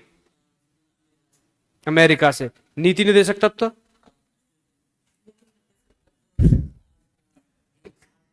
कोई बात नहीं, एक काम करना, दोबारा पढ़ना। समझ में आया? कल दोबारा से आपको होमवर्क दे रहा हूं, संविधान के स्रोत और संविधान की अनुसूचियां मेंस सहित, जो मेंस के टॉपिक उसमें अंदर है, जैसे 10वीं अनुसूची में मेंस का टॉपिक है, ये सब चीजें आपसे मैं पूछूंगा दोबारा। और कल याद नहीं हुआ, क्या नाम है तुम्हारा यार? नीतीश कुमार। नीतीश का एक डंडा ला के रखना यार इनके लिए। अब तुम्हें देखना कैसे तुड़ाई होगी तुम्हारी। समझ में आया नहीं आया? लड़ते नहीं हो बेवकूफ। अगर तुम मेरे छोटे भाई होते तो अभी मारता मैं, बहुत दौड़ा दौड़ा के तुम्हें। मैं अपने, मेरा छोटा भाई है और वो आज ही जापान से आया है, उसको मैंने ही पढ़ाया था और मैं खूब मारता था। खूब खूब मारने का फायदा ये हुआ, पहली बार में ही आईआईटी दिल्ली मिला, दूसरी बार में आईआईटी दिल्ली से बीटेक किया, आईआईटी चेन्नई से एमटेक किया, फिर अपने पैसों पे यानी गवर्नमेंट से स्कॉलरशिप ली और यूनिवर्सिटी ऑफ टोक्यो से स्ट्रक्चर इंजीनियरिंग में उसने पीएचडी की। और आज देश की, जापान की सबसे बड़ी कंपनी में, बुलेट ट्रेन की सबसे बड़ी कंपनी में स्ट्रक्चर इंजीनियर है, जिसकी सैलरी तनख्वाह ही 8 से 10 लाख रुपए महीने है। आया समझ में? उस मार का परिणाम ये है कि जब मुझे पैसों की जरूरत होती है तो मैं बस मैसेज करता हूँ कि 7 लाख रुपए यार, थोड़े 5 लाख की जरूरत है। वो कभी पूछता भी नहीं है कि क्या जरूरत है। थोड़ी देर बाद जब मैसेज देखा, अकाउंट में पैसे आ जाते हैं। समझ में आया नहीं आया? तो मार बहुत जरूरी है। और इंडिया के लोग मार से ही मानते हैं, बात से नहीं मानते। बोला था तुम्हें पढ़ के आना, लेकिन तुम क्या है, मारो सर, जब पढ़ के आएंगे तो कल से मार ही पड़ेगी। समझ में आया? खत्म। हेडिंग डालिए। सुनो, अब हम सिलेबस से थोड़ा सा हटते हैं। सबसे पहले हम पॉलिटी में दर्शन वाला भाग पढ़ाएंगे। समझ में आया? सुना है फिलोसफी? तो सबसे पहले हम संविधान का दर्शन, फिलोसफी ऑफ कॉन्स्टिट्यूशन पढ़ाएंगे। फिलोसफी ऑफ कॉन्स्टिट्यूशन क्या होता है, सबसे पहले हम उस पर चर्चा करते हैं। सुनो, सबसे पहले अब जो हम पढ़ाएंगे, उसके बाद हम राज्य वाला हिस्सा पढ़ाएंगे, उसके बाद आगे चलेंगे। अगर हमने संविधान का दर्शन पढ़ लिया, 4 टॉपिक आते हैं संविधान के दर्शन में: प्रस्तावना, मौलिक अधिकार, नीति निर्देशक तत्व और मौलिक कर्तव्य। प्रीएम्बल, फंडामेंटल राइट, डीपीएसपी और फंडामेंटल ड्यूटी। ये 4 पढ़ लिए, 40% पॉलिटी खत्म। आया समझ में? उसके बाद गवर्नमेंट का हिस्सा है, विधायिका, कार्यपालिका, न्यायपालिका, फिर केंद्र राज्य संबंध है, फिर छोटे छोटे टॉपिक हैं। ये बहुत बड़े टॉपिक हैं, लगभग इसको करने में देखना बहुत टाइम लगेगा। तो सबसे पहले हेडिंग डालिए संविधान का दर्शन, फिलोसफी ऑफ कॉन्स्टिट्यूशन। हेडिंग लिखिए संविधान का दर्शन, संविधान का दर्शन, संविधान का दर्शन, फिलोसफी ऑफ कॉन्स्टिट्यूशन। दर्शन का मतलब क्या है? दर्शन का मतलब सुनो, तो ये हम देखो, दर्शन दो तरीके, एक फिलॉसफी है, वो यूपीएससी का मेंस का सब्जेक्ट है फिलॉसफी। फिलॉसफी को मतलब होता है ज्ञान से प्यार, नॉलेज से प्यार। लेकिन हम यहां संविधान के परिप्रेक्ष्य में देख रहे हैं। भारत के संविधान के परिप्रेक्ष्य में फिलॉसफी कौन सी है? भारत के संविधान के परिप्रेक्ष्य में दर्शन क्या है? दर्शन का मतलब है आदर्शवादी चीजें। दर्शन का मतलब क्या है? आदर्शवादी, बड़ी अच्छी अच्छी चीजें। तो दर्शन का मतलब है संविधान निर्माताओं ने, संविधान निर्माता कौन थे? संविधान सभा। संविधान निर्माताओं ने कुछ प्रावधान संविधान में जोड़े थे जिनसे भविष्य के भारत की कल्पना की जा सकती है। तो संविधान निर्माताओं ने कुछ प्रावधानों के माध्यम से भविष्य के भारत की कल्पना की थी, जिससे हमारा देश सुचारू रूप से हमेशा चलता रहे। जैसे न्याय, स्वतंत्रता, समानता, व्यक्ति की गरिमा, एकता, अखंडता, ये सब क्या है? आदर्शवादी चीजें हैं। अब ये कहां कहां पाई जाती है? तो ये मौलिक अधिकार में पाई जाती है। अगर आपने प्रस्तावना पढ़ा है, ये प्रस्तावना में पाई जाती है। प्रस्तावना क्या बोलता है? We the people of India, हम भारत के लोग भारत को संपूर्ण प्रभुत्व संपन्न समाजवादी पंथ निरपेक्ष लोकतंत्रात्मक गणराज्य बनाने के लिए तथा इसके समस्त नागरिकों को न्याय है, 3 तरीके का जस्टिस, 3 तरीके, सामाजिक, आर्थिक, राजनीतिक, न्याय, स्वतंत्रता 5 तरीके की, विचार, अभिव्यक्ति, विश्वास, धर्म, उपासना, सर्वव्या, समानता, प्रतिष्ठा और अवसर की समानता। तो इसका मतलब है संविधान निर्माताओं ने संविधान के कई भागों में कुछ आदर्शवादी चीजें जोड़ी थी जिससे भविष्य का भारत एक अच्छा भारत कहा जाए। आया समझ में? अगर सोचो न्याय नहीं होता हमारे संविधान में, तो क्या ये लड़कियां पढ़ पाती आपके साथ बैठ के? नहीं पढ़ पाती। अगर आप प्राचीन भारत में जाओगे तो महिलाओं की स्थिति बहुत बद से बदतर थी। आया या नहीं आया? आज की डेट क्या है? आपकी माताजी आपके पिताजी के साथ बैठ के खाना खा लेती है, आपकी माताजी बाहर चली जाती है, बाजार चली जाती है, आपकी माताजी शादी में चली जाती है, डिसीजन में भाग लेती है, कार कौन सी लेनी है, घर में पेंट कौन सा कराना है। पहले ये शक्तियां नहीं थी महिलाओं के पास। अंबेडकर ने सबसे पहले बोला राइट टू इक्वलिटी, समानता का अधिकार, और संविधान में सबसे पहले समानता का अधिकार है। आया समझ में? न्याय, सामाजिक, आर्थिक, राजनीतिक न्याय, हर तरीके का न्याय देने की बात की अंबेडकर ने। तो महिलाओं की स्थिति, फिर अनुसूचित जाति जनजाति की स्थिति तो और ज्यादा बेकार थी, और उनकी महिलाओं की तो और ज्यादा बेकार थी देश में स्थिति। पता है ना त्रवणकोर का राजा? त्रवणकोर में एक राजा हुआ करता था, और उस राज्य में उस राजा ने घोषणा कर रखी थी कि अनुसूचित जाति और जनजाति की महिलाएं कमर से ऊपर कपड़े नहीं पहनेंगी, अन्यथा पहने तो उन्हें इतना टैक्स, इतना कर का भुगतान करना पड़ेगा। और एक दिन समय गुजरता है, गुजरा, कोई कपड़े नहीं पहनती थी एससी एसटी की महिलाएं। लेकिन इतना शोषण किया उस राजा ने, बहुत ज्यादा। लेकिन एक ना एक दिन तो एक आदमी उठता है, और एक महिला उठी, और महिला ने एक दिन अपने कपड़े सारे पहन लिए। जब सारे पहन लिए तो राजा के सैनिक आए और टैक्स की मांग करने लगे, टैक्स लेकर आओ, नहीं तो हम तुझे सूली पे चढ़ा देंगे, राजा के पास लेके जाएंगे। तो उसने बोला टैक्स मेरे पास नहीं है और मैं कपड़े भी पहनूंगी। जब इतना ज्यादा हो गया तो उस राजा को बताई, राजा ने कहा इसे बंदी बना के लाओ। जब सैनिक बंदी बनाने गए तो महिला ने बोला कि मैं टैक्स लेकर आ रही हूँ अंदर से, और अंदर गई और थाली में अपने दोनों स्तन लेकर आ गई, ये लो राजा को दे देना टैक्स। उसके बाद पूरे देश में इतना विद्रोह हुआ, बहुत ज्यादा। इन द एंड राजा को टैक्स हटाना पड़ा। और ये तो छोटी सी कहानी है, बहुत ज्यादा शोषण हुआ, गांव में देख लो आप अपने में। आया समझ में? लेकिन जब संविधान सभा संविधान बनाने बैठी तो अंबेडकर ने लिखा है अपनी किताब में कि मैंने एससी एसटी अनुसूचित जाति जनजाति की बात नहीं है, मैंने समानता की बात की है। और सबसे ज्यादा मैंने काम किया है महिलाओं के लिए। और जिसको विश्वास नहीं होता है वो एक बार संविधान पढ़े। क्या पढ़े? संविधान पढ़े। संविधान में बहुत अलग अलग चीजें लिखी हुई हैं, और अंबेडकर की देन है, याद रखना।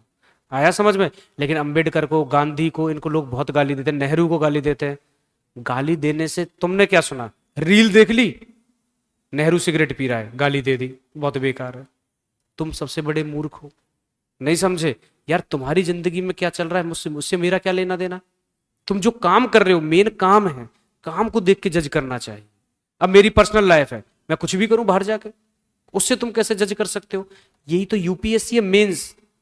हमारे लोगों का दिमाग क्या, कांस्टेबल से भी बेकार है। चपरासी वाला देखा, ये बहुत बेकार है, सिगरेट पी रहा है, देखा ये ऐसे बात कर रहा है, लेकिन काम क्या है, वो क्या सोचता है, उसको नहीं देखते हैं। आया समझ में? तो संविधान निर्माताओं ने कुछ प्रावधान, कौन कौन से प्रावधान? न्याय, स्वतंत्रता, समानता, एकता, अखंडता, ऐसे अच्छे अच्छे प्रावधान जोड़े, आदर्शवादी प्रावधान जोड़े भारत के संविधान में, जिससे भविष्य के भारत की कल्पना की जा सकती है। उन्हीं को दर्शन कहा गया है, फिलोसफी कहा गया है। आया समझ में? और वो कहाँ कहाँ पाई जाती है? प्रस्तावना में पाई जाती है, मौलिक अधिकारों में पाई जाती है, नीति निर्देशक तत्वों में पाई जाती है, और मौलिक कर्तव्यों में पाई जाती है। तो लिखिए संविधान का दर्शन। लिखिए दर्शन का अर्थ है, लिखिए ये लिखो, संविधान के परिप्रेक्ष्य में, संविधान के परिप्रेक्ष्य में दर्शन का अर्थ है, संविधान के परिप्रेक्ष्य में दर्शन का अर्थ है, दर्शन का अर्थ है संविधान निर्माताओं ने, संविधान के परिप्रेक्ष्य में दर्शन का अर्थ है, दर्शन का अर्थ है संविधान निर्माताओं ने, संविधान निर्माताओं ने कुछ प्रावधानों के माध्यम से, कुछ प्रावधानों के माध्यम से, कुछ प्रावधानों के माध्यम से, कुछ प्रावधानों के माध्यम से भविष्य के भारत की कल्पना की थी कि भविष्य में समानता होगी, स्वतंत्रता होगी। कुछ प्रावधानों के माध्यम से भविष्य के भारत की कल्पना की थी, भविष्य के भारत की कल्पना की थी, जिससे कि भविष्य के भारत की कल्पना की थी, जिससे कि भारत को एक आदर्शवादी देश बनाया जा सके, जिससे कि भारत को एक आदर्शवादी देश बनाया जा सके, जिससे कि भारत को एक आदर्शवादी देश बनाया जा सके, जिससे कि भारत को एक आदर्शवादी देश बनाया जा सके, जिससे कि भारत को एक आदर्शवादी देश बनाया जा सकता है। लिखिए दर्शन, लिखिए दर्शन में निहित आदर्श। अब दर्शन में कौन कौन से आदर्श हैं भारत के संविधान के दर्शन में? लिखिए दर्शन में निहित आदर्श, दर्शन में निहित, दर्शन में निहित आदर्श, एरो लगा के लिखिए न्याय, जस्टिस, न्याय, स्वतंत्रता, समानता। दर्शन में निहित आदर्श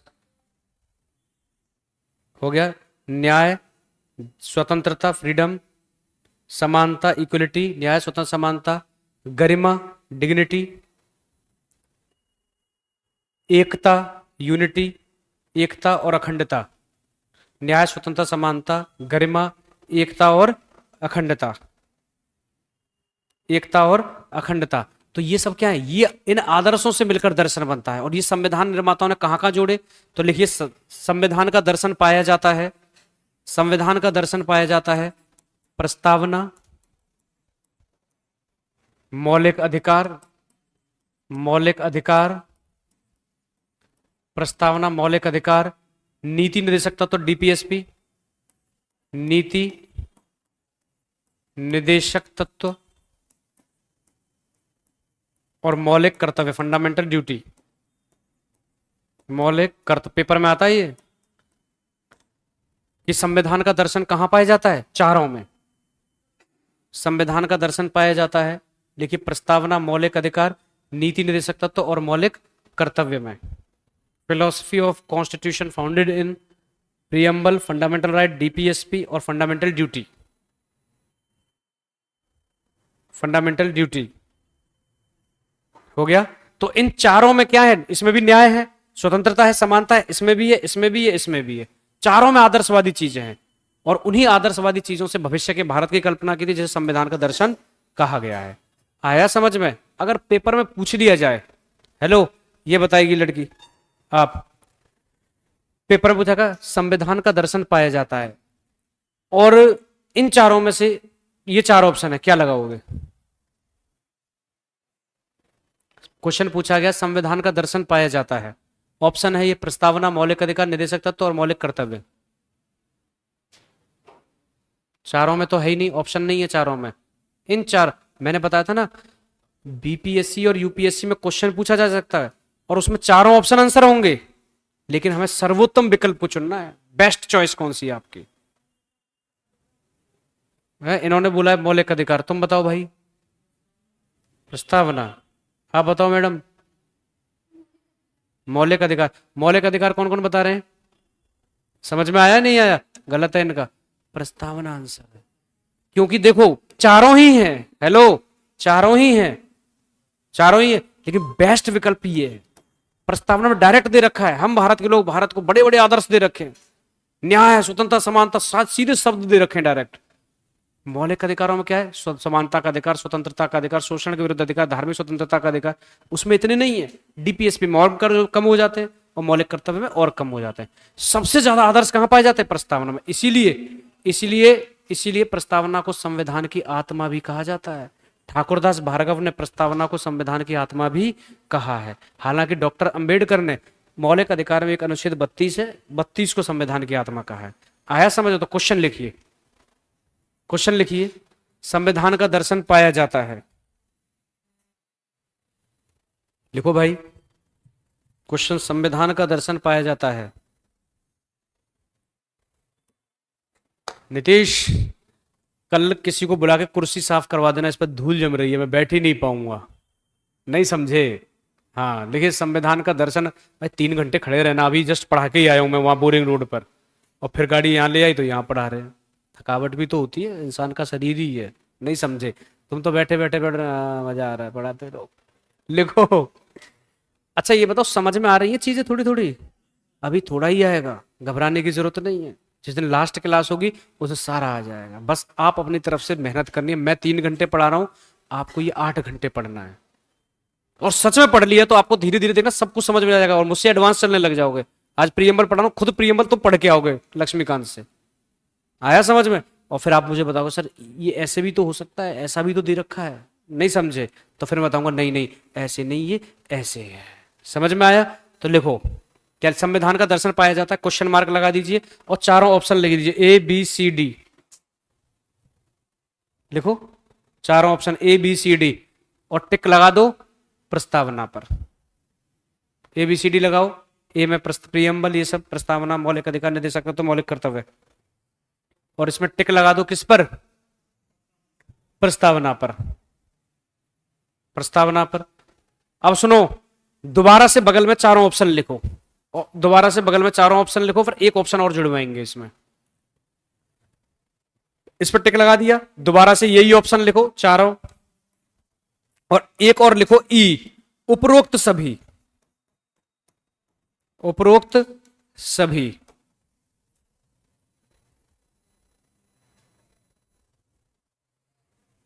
उपरोक्त सभी, ए बी सी डी ई। ई में लिखिए उपरोक्त सभी।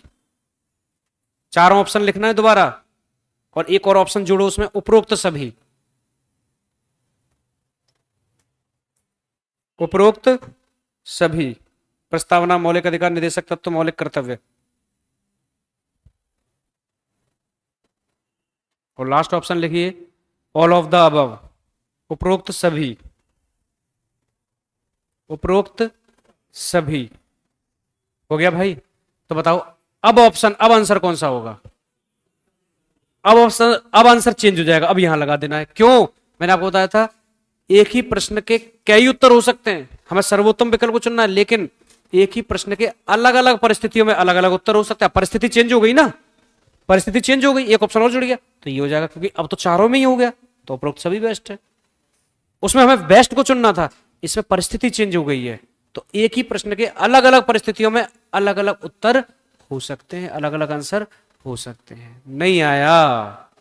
थके? हाँ क्या समझ में आया? बहुत बढ़िया। लिखिए, अब हम पहले अभी हमने संविधान का पेज नहीं खोला है, समझ में आ गया? आज हम संविधान का पहला पेज खोलने जा रहे हैं, और हेडिंग डालिए प्रस्तावना।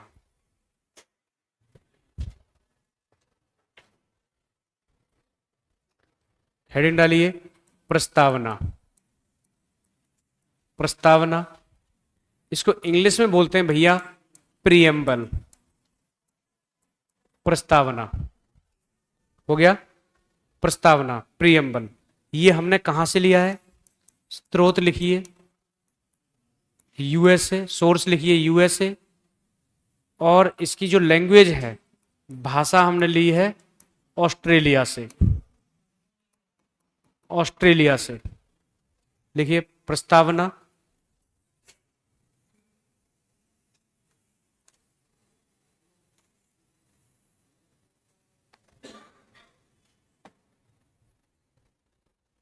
हो गया भाई। प्रस्तावना स्रोत लिखिए यूएसए, और इसकी भाषा कहां से ली है हमने? ऑस्ट्रेलिया से। ऑस्ट्रेलिया से, ठीक है।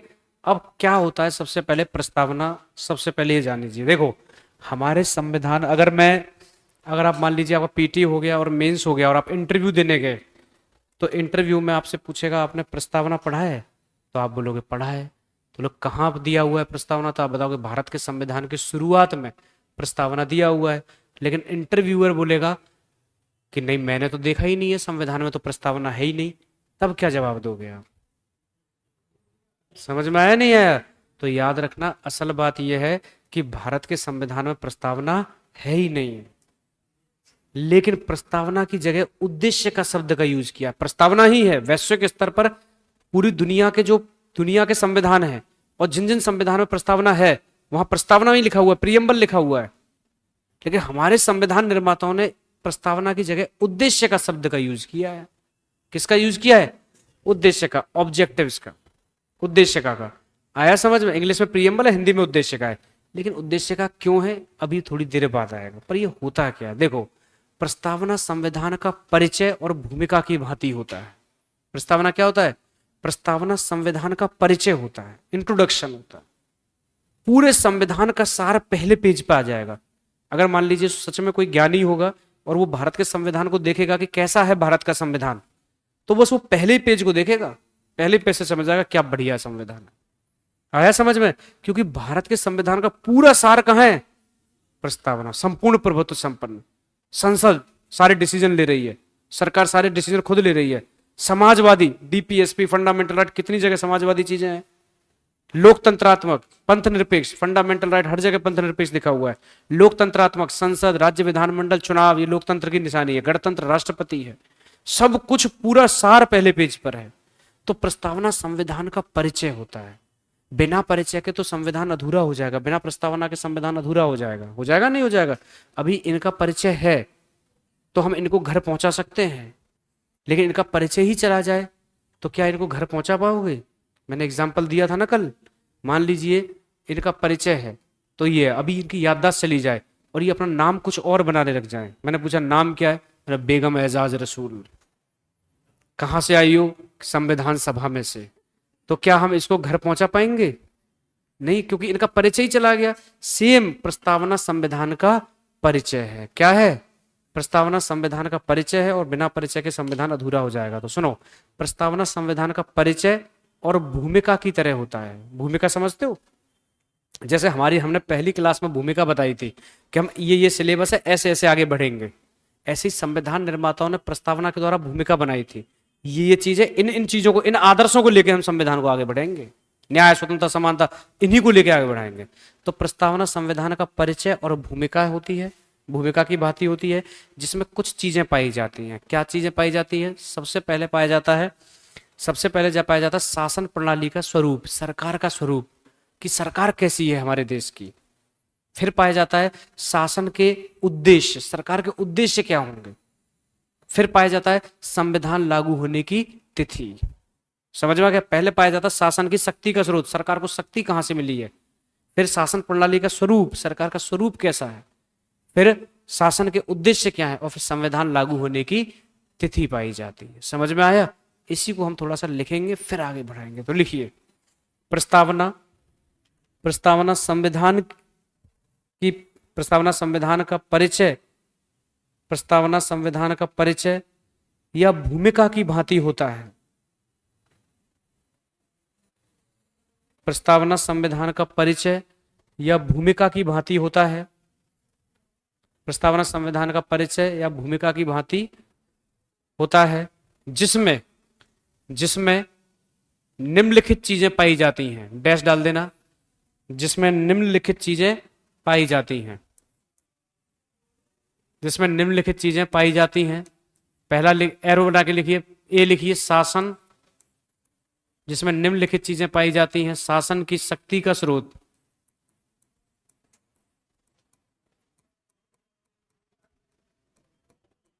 Source of power of government, शासन की शक्ति का स्रोत। दूसरा लिखिए शासन प्रणाली का स्वरूप, शासन प्रणाली का स्वरूप, शासन प्रणाली का स्वरूप। नेक्स्ट लिखिए शासन के उद्देश्य, ऑब्जेक्टिव ऑफ गवर्नमेंट, उद्देश्य, शासन के उद्देश्य। और चौथा संविधान लागू होने की तिथि, संविधान लागू होने की तिथि, तिथि।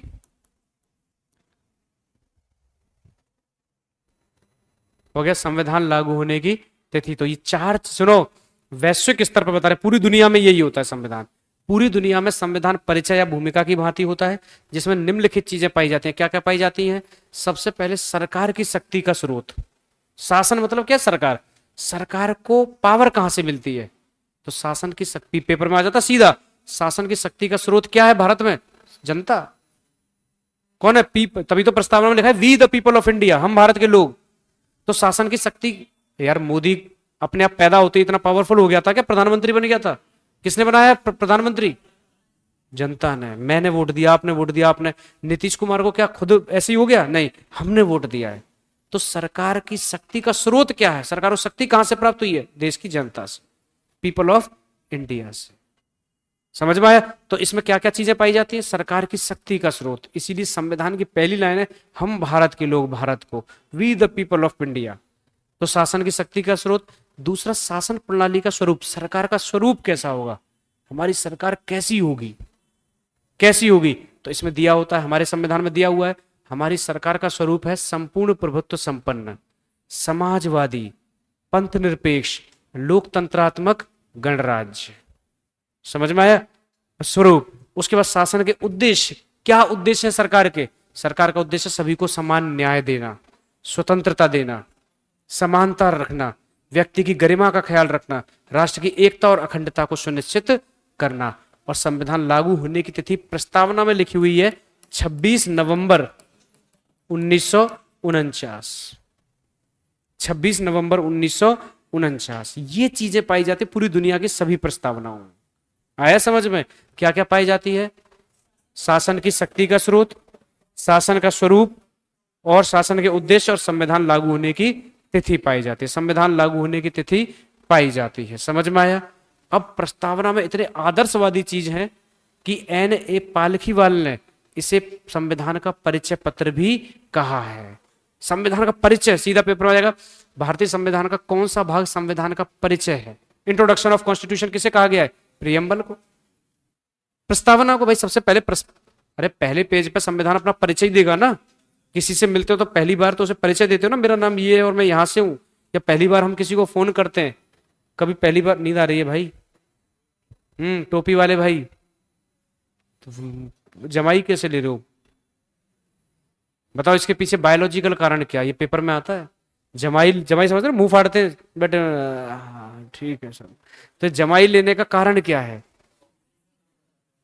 हाँ हाँ, जमाई लेने का कारण है हमारे ब्लड में कार्बन डाइऑक्साइड बढ़ जाती है। क्या बढ़ जाती है? CO2 बढ़ जाती है, तब ये आती है। अब यहाँ इतने सारे लोग बैठे हैं, सब कार्बन डाइऑक्साइड छोड़ रहे हैं आपस में। मैं पढ़ा भी रहा हूँ तो नींद भी आ रही होगी। और समझ में आया? क्योंकि कार्बन डाइऑक्साइड इस वक्त हमारे शरीर में क्या बहुत ज्यादा लेवल बढ़ा हुआ है। लेकिन लेकिन लेकिन लेकिन अभी आप दौड़ोगे तो तेज सांस खींचोगे, थक जाते हैं ना, उसमें ऑक्सीजन बहुत तेज आती है। दौड़ते दौड़ते कभी जमाई नहीं आएगी। ऐसे दौड़ते दौड़ रहे हो स्पीड में और मुंह नहीं, कभी नहीं हो पाएगा। क्यों? उस वक्त ऑक्सीजन भरपूर होती है हमारे शरीर में। अब इस वक्त क्या है? कार्बन डाइऑक्साइड, क्योंकि वो भी सांस फेंक रही है, तुम भी फेंक रहे हो, ये भी फेंक रहा है, वो भी फेंक रहा है, तो कार्बन डाइऑक्साइड ले रहे हो तो भाई आएंगे ही आएंगे। अरे यार, कल एक लड़के ने बोला था सर हमारा रोजा होता है, रोजा चल रहा है ना रमजान में, और सर बीच में एक गैप दे देना जिससे हम अपना रोजा तोड़ दें, सुबह से भूखे हैं। बड़ा मुझे याद ही नहीं रही, याद दिला दिया करो। कई बार तुम भी पढ़ने में बड़े वो हो गए हो जो समझ में आ रहा हो या नहीं आ रहा हो, तो पढ़ने में तुम पूरे मेहनत तो करते हो, बाकी हम भी। चलो कोई बात नहीं, ठीक है भाई, चलिए अब जाओ यार, कल यहाँ से स्टार्ट करेंगे, है ना। बहुत बहुत धन्यवाद।